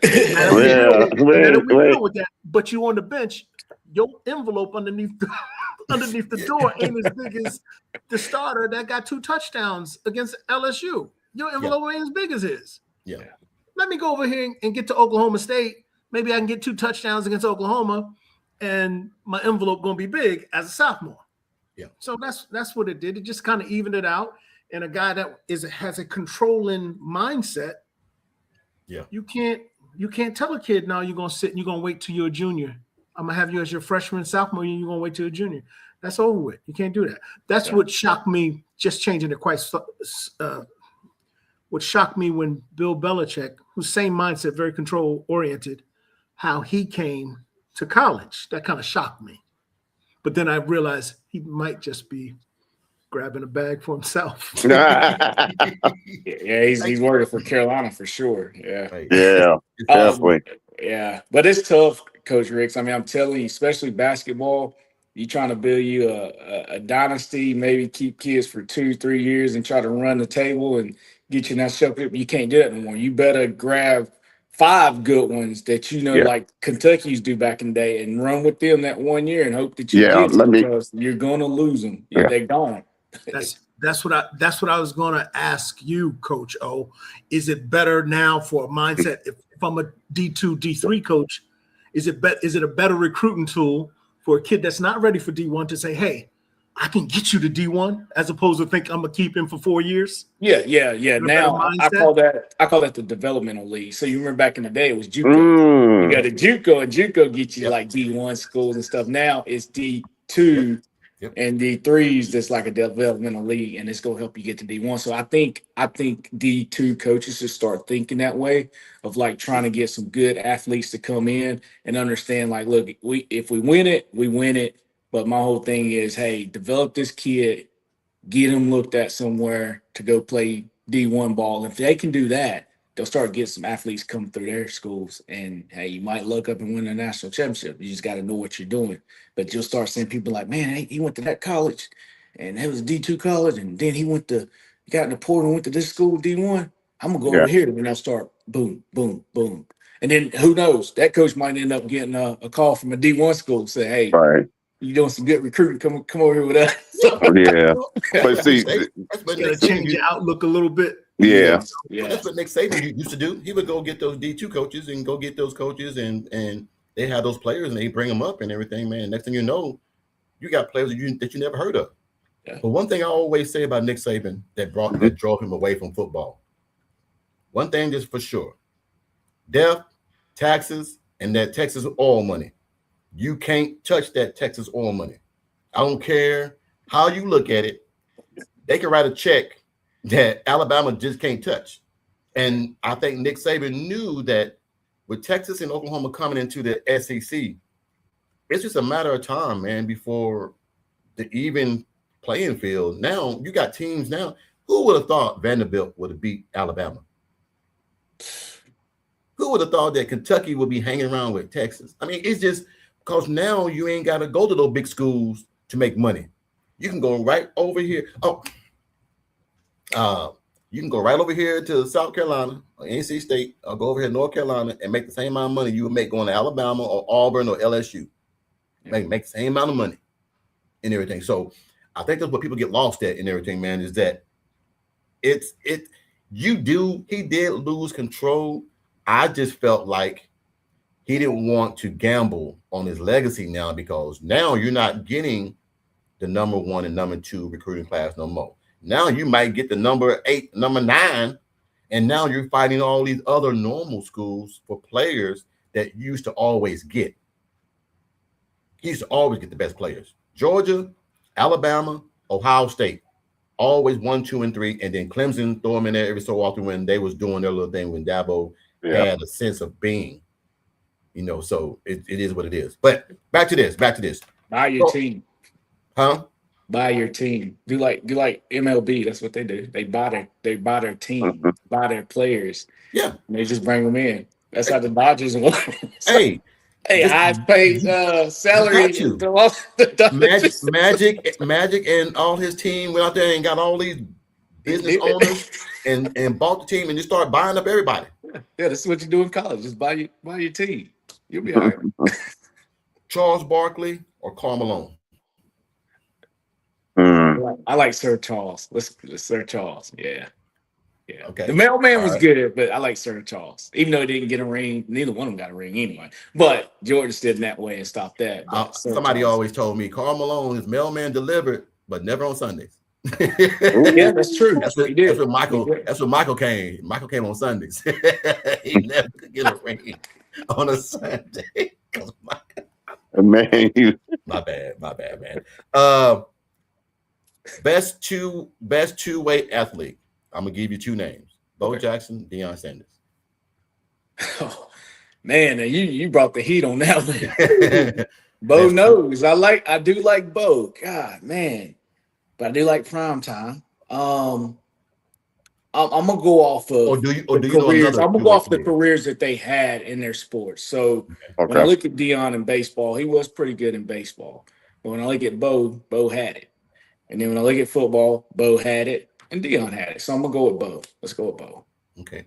Yeah. Guys, who you got, Bish? Jackson. Okay. Yeah. TP? Yeah. You know, just between those two, wow. Mhm.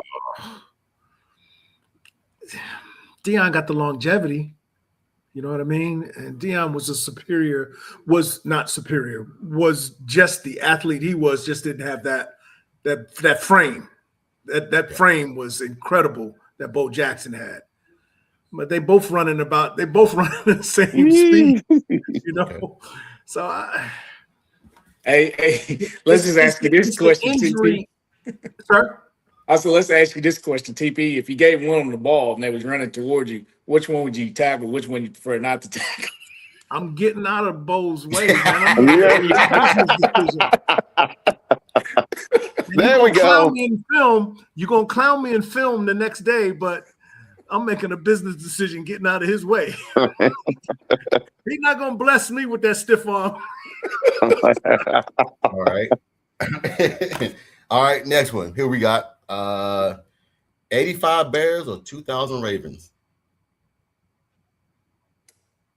See, 85 Bears was not at my time. I was born in 86, guys. Sorry. But I have heard, again, I'm a sports guy, so watch film, clips. I mean, those guys, I heard they clothesline people out there. So I don't know defense. I'm gonna go with the 85 Bears. Yeah, I'm gonna go with the Bears.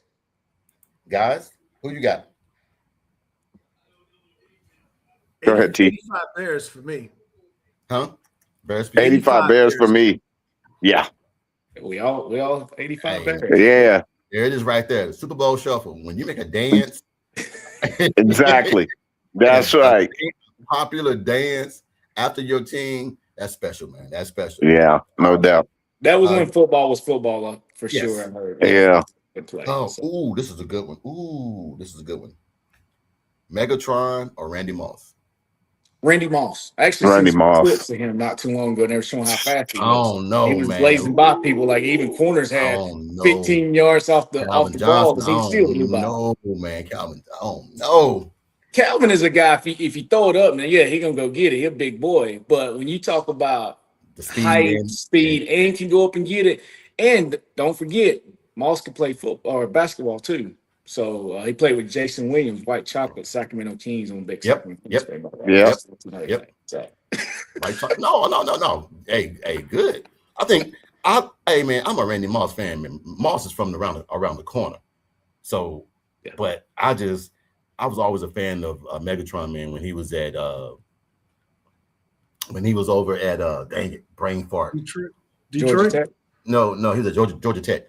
Yes, Georgia Tech. He was a problem then, man. And they were an option run team back then, and he was catching passes. That was the first year they ever had 1,000-yard receiver. Yep. When they run the option too much. So, all right. A little laughter. Let's bring a little laughter into this. Old school since.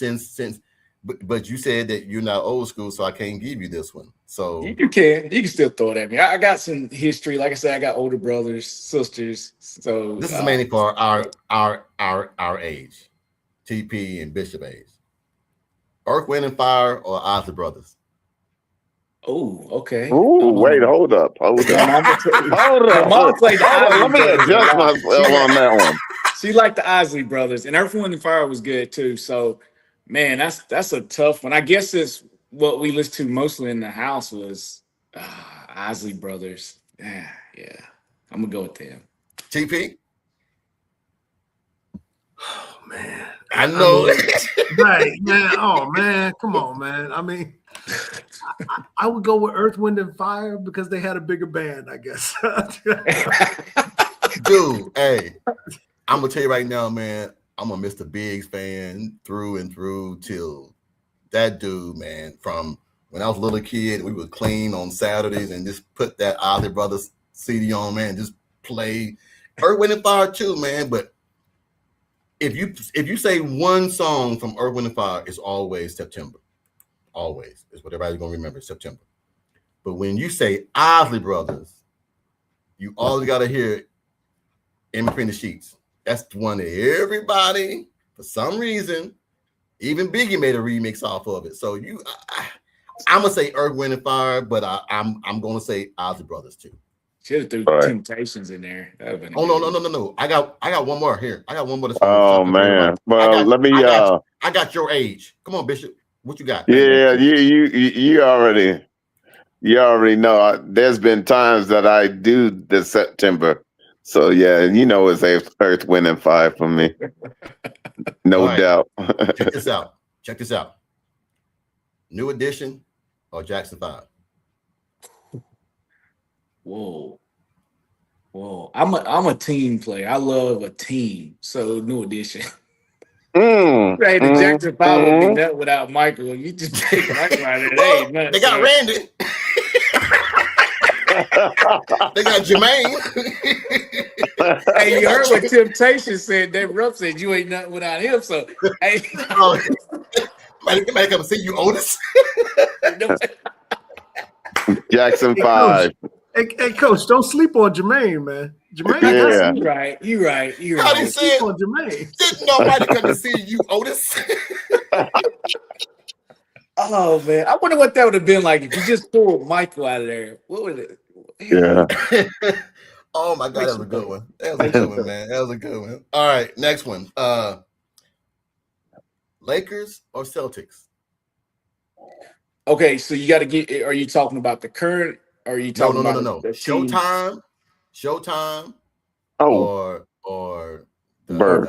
Bird or the, as they want to call it, the Boston Bombers back in the day, the Celtics. Yeah, I like the Showtime Lakers. I like a little razzle dazzle from Magic, and so I'm going with the Lakers. TP. I'm from the New York area, so nothing Boston ever. You know that. Yeah. Never, ever, nothing. Hey, no Red Sox. He can't say anything Boston. Listen, I don't watch hockey, but I don't like the Bruins. You understand? I hate the Bruins, but I don't even watch hockey. How is that possible? Nothing Boston. LA Lakers. Even when he plays spades and they run to Boston, he hates it. I'm with him on that. I don't like, I'm with him on that. I don't like Boston Red Sox, so we're good. I'm a Yankees fan, so we're all right. There you go. Michael Irvin or Jerry Rice?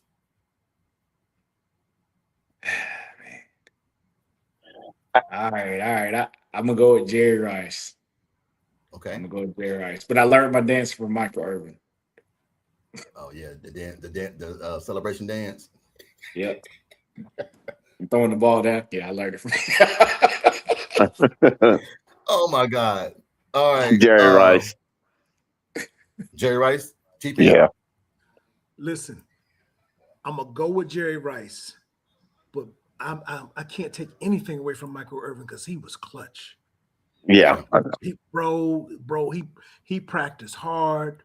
He stayed up all night doing his thing, whatever that was. He practiced hard, ran their ass ragged in practice, and came out on Sunday. He was a monster on Sundays, but the numbers go with Jerry. Yeah. But Dallas was more of a run team. You understand? They could throw it, but they had Emmett. So let's run Emmett.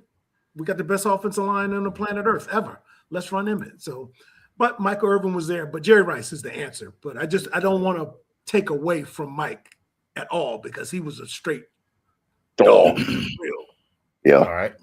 Now this is gonna hurt you a little bit, because I know this is gonna hurt.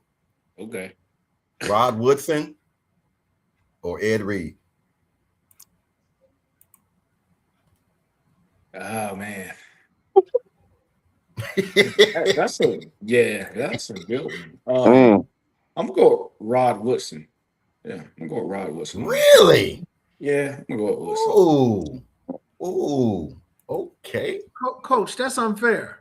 What? Yeah. The only reason I say that's unfair because Rod Woodson played corner.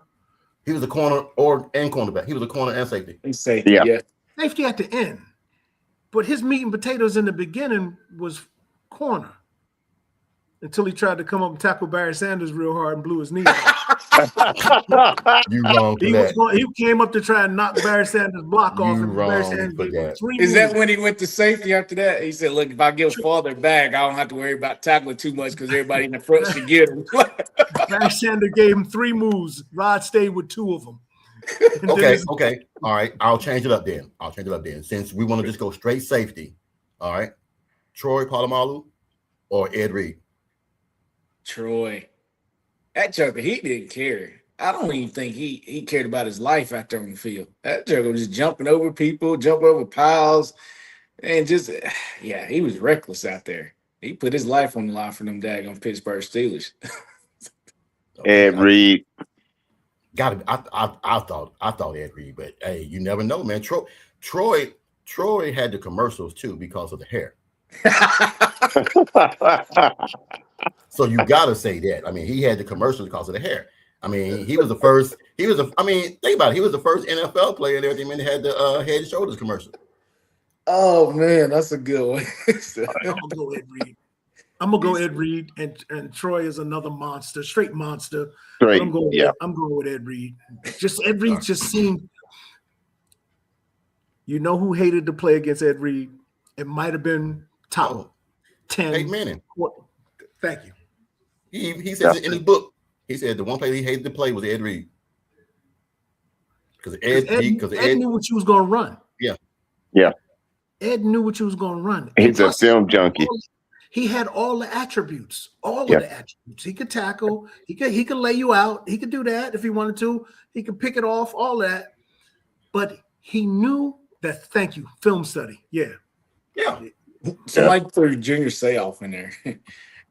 Junior didn't have any sense either. He's a linebacker. Yeah. He was a linebacker. If we're gonna do that, let's say this: Brian Dawkins or Ronnie Lott. Brian Dawkins.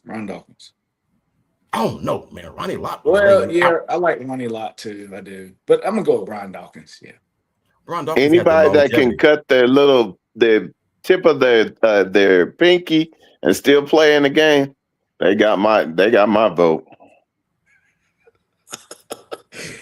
He didn't need a pinky to play. So didn't. All right, man. Last question, which is going to be something that I did just for you. Give us your Mount Rushmore for the Jayhawks. Oh, I thought you was gonna say for the Tennessee Titans. I was gonna tell you, man. Whew, no, but I'm gonna say this because you are a Tennessee Titan fan. I'm gonna say this. Tennessee Titans. I'm gonna say this. You ready? Yeah. Eddie George, or you know who I'm gonna say? Derrick Henry. No. Adrian Peterson or your boy. Derrick Henry. No, I didn't say Derrick Henry. Eddie George or Adrian Peterson. Where's Derrick Henry? Why is Derrick Henry not in this? If you're gonna do that, you got to make it okay. Let's do it like this: Barry Sanders or Derrick Henry. Derrick Henry. There we go. Over Barry Sanders. Oh yeah. See, you've been drinking. See, you've been drinking tonight. Yeah, he got that Kool-Aid. He got that Kool-Aid. Hey, he got that Cheerios Kool-Aid. he had it in that plastic glass, so we didn't see it. Yeah, you see how he snuck it in there? He said, yeah. I can't see nobody else but Derrick Henry. I'm sorry, dude, guys. Barry Sanders? For real? Man, you know Derrick is a beast. Have you seen his highlights where he was throwing people around? But you got to catch Barry first. I'm going to ask you like I asked TP earlier on the show. If somebody was running towards you and you had Barry Sanders and Derrick Henry, which one would you tackle?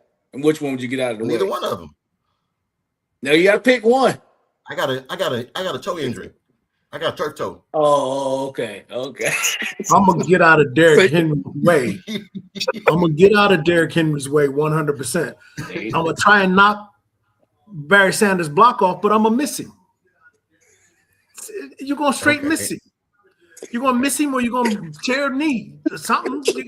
He's gonna give you 3 moves, and you might stay with 2 of them, maybe. That's true. Professionals stay with 2 of them. I might stay with 1 of them. You know? Hey, the way to tackle Derek is actually get behind him. Just let him go by and then get behind him and trip him up. That's the easiest way. No, I think there are some guys back in the day that would hit Derrick Henry. Yeah, that's back in the day. It's now just not now. Not now. They don't. They make a business decision. We got models. It's a straight We got business models decision playing now. football now, man. We got models out there playing football. Here's a good one. Put these three guys in order, right here. Okay. Eric Dickerson, Earl Campbell, or Billy Sims. Put them in order. I'm gonna go with.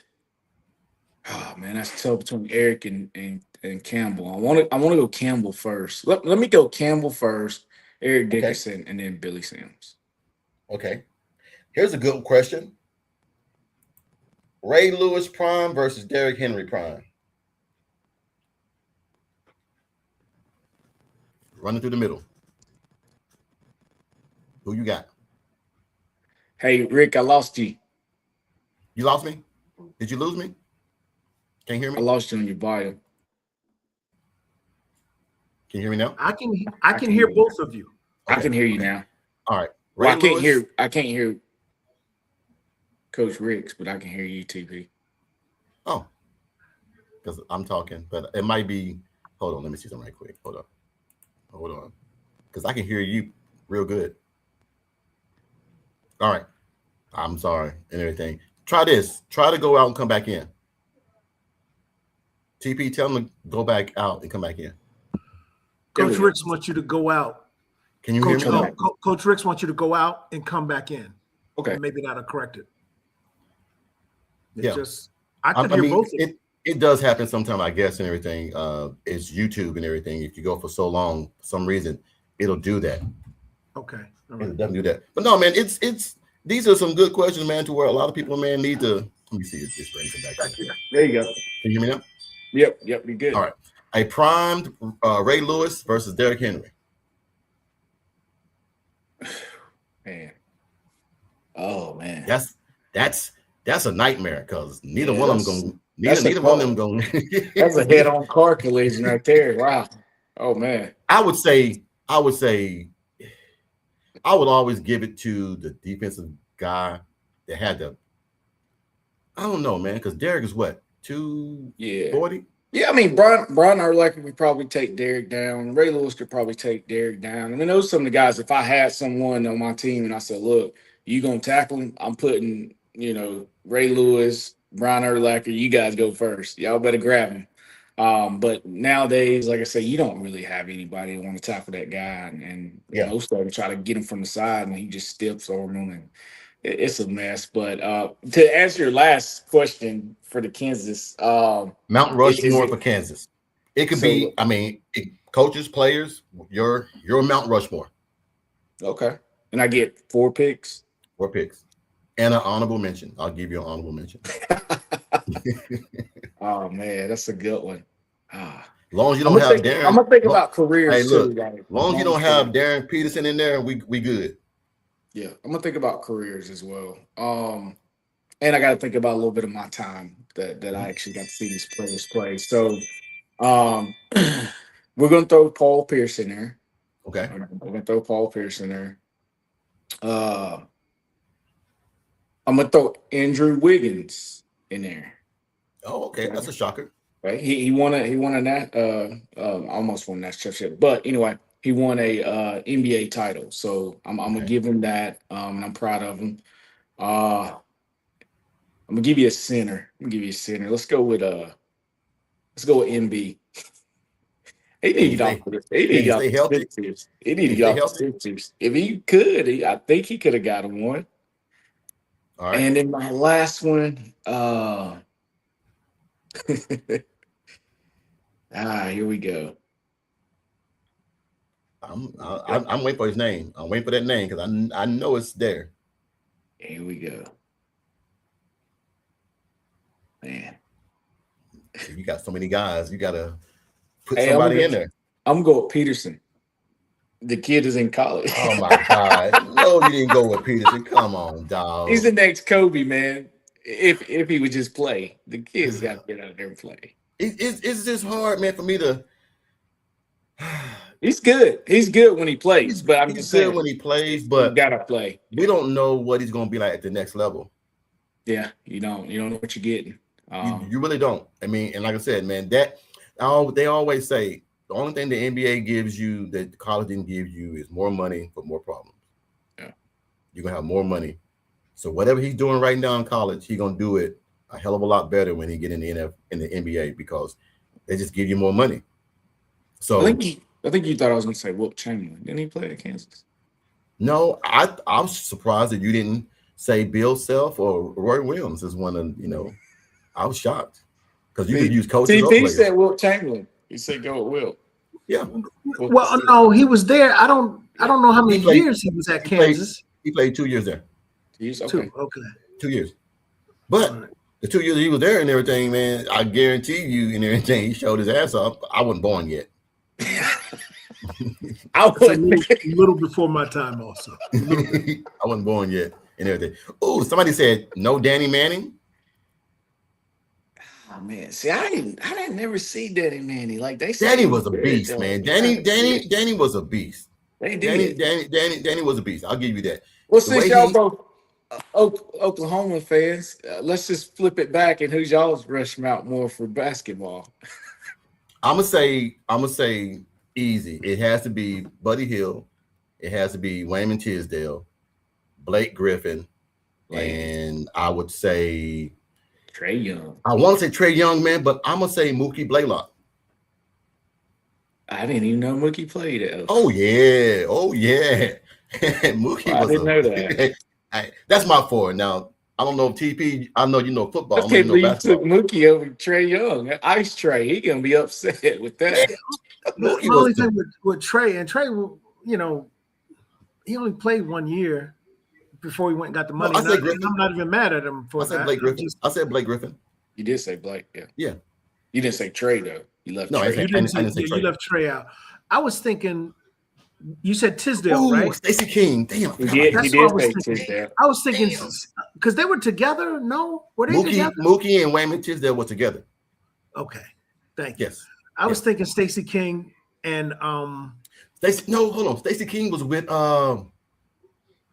Stacey King was with Mookie.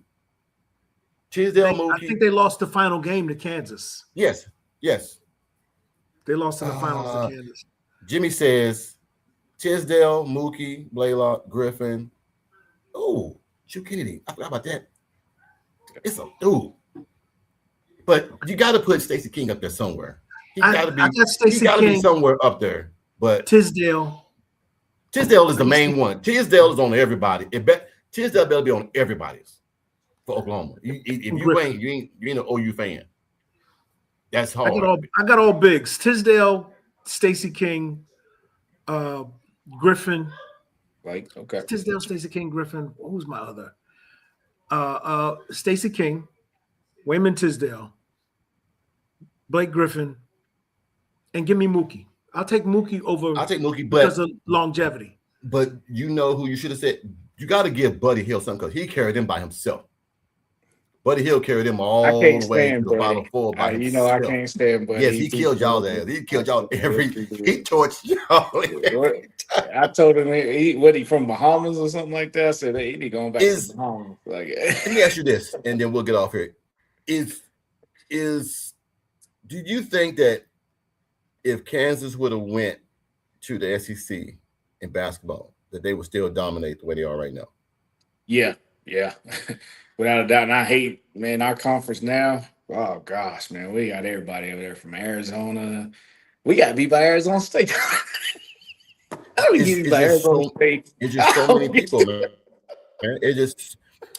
Sometimes, man, a lot of people is not better. I believe quality over quantity. And some people believe quantity over quality. They want 19, 20 teams for a better product versus having 10 of the best teams that you can get and let that be it. Yeah. But I've always said that Kansas will always be up there with your Dukes, your Kentuckys, your North Carolinas. You will never hear me ever say that Kansas is not one of the blue bloods in basketball. It don't matter if it's Roy Williams. It don't matter in everything, man. If it's what? Go ahead. Go ahead, T. Go ahead. Was Naismith at Kansas? Yeah. Kentucky. No, he was at Kansas. That's right. Kansas? Yes. Yeah. Was he? I thought it was Kentucky. So Yep. I expect Kansas every year. I expect them to be a top 5 basketball team every year. That's what I expect. I don't know. I think they're going. Oh, that's messed up. That's messed up, Lemon. That's how Coach Rick convinced his wife to marry him. I believe in quality over quantity. You asshole. You asshole. You ass. You ain't met Lemon yet. See, Lemon came in on the ass end of the whole damn show and just dropping down bombs. That was good, man. That was good. Hey, you have to come on the show, man, a lot more often, man. Yeah, without a doubt, man. I really enjoyed it. We got a bunch of jokesters on man. this show. I always thought about a podcast, and my buddy, he wanted to do one way back then, and I said, man, what do you want to do? He's like, I want to do a high school podcast, talk about high school sports. And I said, well, that'd be a good topic, man. But no, I love this. I love sports. So, even talking coaching, I love it all, man. And I got some, if you have me on the show, I got some good ones. Like I said, I coach the little kids now, so you'll be amazed at what some of these kids say. Like I say again, one of them says, Mom said he scored, you get $20. And that boy shot the ball to get him out the game. Hey, boy, Blake. And then, we have one kid yesterday, and my son's drawing up to play. And I said, is he ready? You ready to go in? He know what he's doing? He said, yeah. Sent him to the scores table. He get out there. That boy completely lost. Hey, I gave him 30 seconds. Get out of here.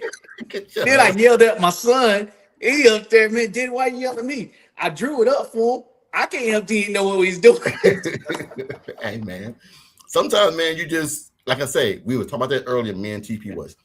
I always hear, oh, man, he did real good in practice. Oh, my God, he did real good. But then when the lights come on and them people in the stands, they freeze up. And they don't, and it's like they're in the headlights, because I know a lot of great players that do good in practice, but they play terrible in the ball games because it's too big for them. They do. That moment's too big for them. Yeah, and another thing before we jump off, Rick, I thought that was funny when you talk about the parents come to you and say, yeah, my kid, he working out with so. Yeah, we had one like that. The woman up brought her daughter to him, talking, yeah, she work out with so-and-so, she ready. And she get out there, got the ball taken away. She was scared. I said, who is taking your money, man? Because you need to give it back. I mean, they just literally need to give it back. I always tell them when so-and-so, they say, man, so-and-so training them. And I'm like, well, I know so-and-so. They can make a phone call. I'll call Hassan. Hassan, like, I said, hey, man, you know Julius? I said, it's Julius. I said, Julius Jones, JJ. He said, oh, yeah. I said, hey, is he? He said, man, look, wasting your time. It's wasting your time. He said, give him his money back. He said, wasting your time, man. He said, because his dad think he's the next Michael Jordan. Yeah. His mom babies him, and he think that every shot he shoots is a good shot. That's a bad combination. Yeah, I don't want you nowhere near me. That is, and you're right. The first shot you throw up, if I draw a play, and I know you owe, if I draw a play, and I had a coach back in the day, I always say 9 passes. Some people are that organized. I used to get it down in the middle. Nobody's shooting to the ball, at least touch the middle. So 9 passes. Yeah. So I would make sure, I'm counting to 1. When they get to 8, I'm not gonna lie, I would throw it off a guy's body and then come back to me. And then I shoot it. That's not 9 people touched it. You're right. I'm making sure I get that shot. That is hilarious. But yeah, you're right. Some of these people out here taking people's money and claiming that they're helping the kid and they're not. And like I say, the first thing I work with my daughter, son, the first thing I always teach them is learn pivot foot. It's like learn how to use your pivot foot, because these kids, they don't know nothing about no pivot foot. They don't know. That's what gets them in trouble half the time, because they'll pick that ball up and then they like freeze and they get the happy feet. Now we get a walk. But she's doing very well, Rick. And I guess man. Like I said, I got some off time. I need to go check you guys out, man, because we do have summer camps to where, like last year we had like 380 kids last year, and me and like 9-10 coaches, and it was, man, like a 4 or 5 day thing. And we I got some donations from people from the podcast to help kids get in camps, because the way we do it at some of the Ys and stuff like that, you can't pay for it, but other people can donate to pay for it. And I'm like, I got the money out of my pocket. I can use it from the company expense and say it was a donation. They won't let me do it. It has to be from an anonymous or a parent or a business. Gotcha. But I can't have no attachment to it, which is kind of crazy. So it is what it is and everything, man. But I'm glad we finally got to do it, man, because I was like, man, are we ever gonna get to do this, man? I said, it's been 2 weeks, and every time I turn around, I got to do something comes up, or I had to go, you know, like right now, Keontae and my daughter, they're in China right now, and man, it's crazy, man, just to see that, to go play basketball. They bought his contract out from the Charlotte Hornets and everything, the G League. They bought it out the remainder of the 30 days. Then they paid him $400,000 for 2 months to come over there just to play for 2 months. Wow. And if he wins or they make the playoffs, he gets 200 more. Tax free. So, there you go. Hey, tax free. You better go to this state if you want. but he's so savvy, and I can say this: he's so savvy, man, so smart. He even said, because he knows, okay, I know when I get that yen, and then I try to convert it back over to American dollars, it's gonna tax me because I'm converting it back over. Right. He put that dime on them. He said, y'all gonna pay that tax. That's the only way I'm gonna do it. Y'all pay that conversion back over. I like that. So smart kid, man. Like I said, man, I told my daughter and everything, man. Then when she brought him in, my wife was like, because he got drafted by the being by Oklahoma City Thunder. And my wife was like, dating an NBA player. And my radar goes up, because I don't want my daughter dating no NBA player, because I know what goes on. I know how it is. I know the stories, and I know the groupies. I said that's a headache, man, that you really don't want to have. A 25-year-old kid with all these millions, and you got every girl out here, man. Let's just be real. We all fathers. We know potholes. Yeah. But great young man. Like I said, when he comes in town, he stays with us. He said, I don't want to stay uptown. I know there's nothing but trouble up there. I don't want to be. And I said, so I saw his mom and dad. We all on the same page, man. So I told him, man, anything you need from me and everything, man, you got it. So I think she's blessed and everything. I think they're gonna get married sometime next year or the year after that. I just told him, man, I said, it is what it is, but just be prepared. It's come a time and everything. If you stay his wife in the NBA, it's gonna be challenging for you, man, because you're gonna have women out there that are throwing themselves at him and gonna try to lobby and try to get you out of the way, so they can be in the picture. So it's a lot, man, for her. And being young, 24, 25, we have real bad trust issues. When we were young. We're older now. We don't worry about this stuff no more. I've been married 27 years. I ain't starting over. No, I'm not either. I ain't going nowhere. She ain't going nowhere. Valentine's Day, we went out to an old restaurant with number old folks. And she was like, babe, number old folks here. I said, hey, man, hey, we old too. So, yeah, hey, I know what you mean. I know what you mean. Let me get my food while it's hot. And I was in and out in an hour on Valentine's Day. So that was, I'm good. So, but no, man, I love you having on the show, man. And like I said, the invitation will always be open. Whenever you want to jump on, I'll always send you the link. That's how me and TP met. Me and TP, we met. Everybody that's been on the podcast, we all met through the chat. We just jumped on, and now TP's a regular member of the show. Good deal. So whenever you want to jump on, man, you're always welcome. I'll always send you a link.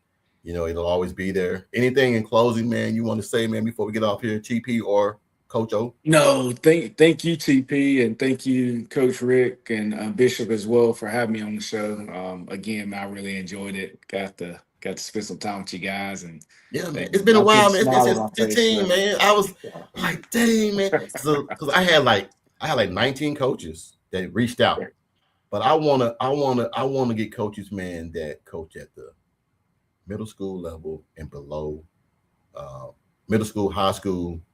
I had a lot of college coaches want to come on, but I think that some of the questions that I would ask and we would talk about would be way up here. Yeah. And I want everybody to be here and comfortable. I want everybody. I mean, I don't like too serious of coaches on here that want to talk technical versus just having a conversation. Right. You know, the conversation is what I like to have on the show and everything. It's more entertaining having a conversation amongst men, amongst coaches, amongst brothers. That's how I like to do it on the podcast and everything, man. So, TP, anything in closing, big dog? I just want to thank Coach O for coming on, and I appreciate what you're doing, and I respect what you're doing. I really thank you for coming on, Coach. All right, gentlemen. Well, Bishop has already exited the building. You know, Bishop always exits first. I don't know. he lose something. he lose satellite vision or something, but he always exits out before we always get through and everything, man. So I think he said it's time for him to call it a day. But thank you guys, man, for jumping on the show, man. I'm gonna get off here, man, and go eat my takeout that's been out there for about 2 hours, and then it's probably cold. I'll put it on the air fryer. But oh man, I miss you, man. Love you, big dog, man. He said Bishop on a here it is. See, there it is. There go Kyle. He said Bishop on a strict bedtime schedule.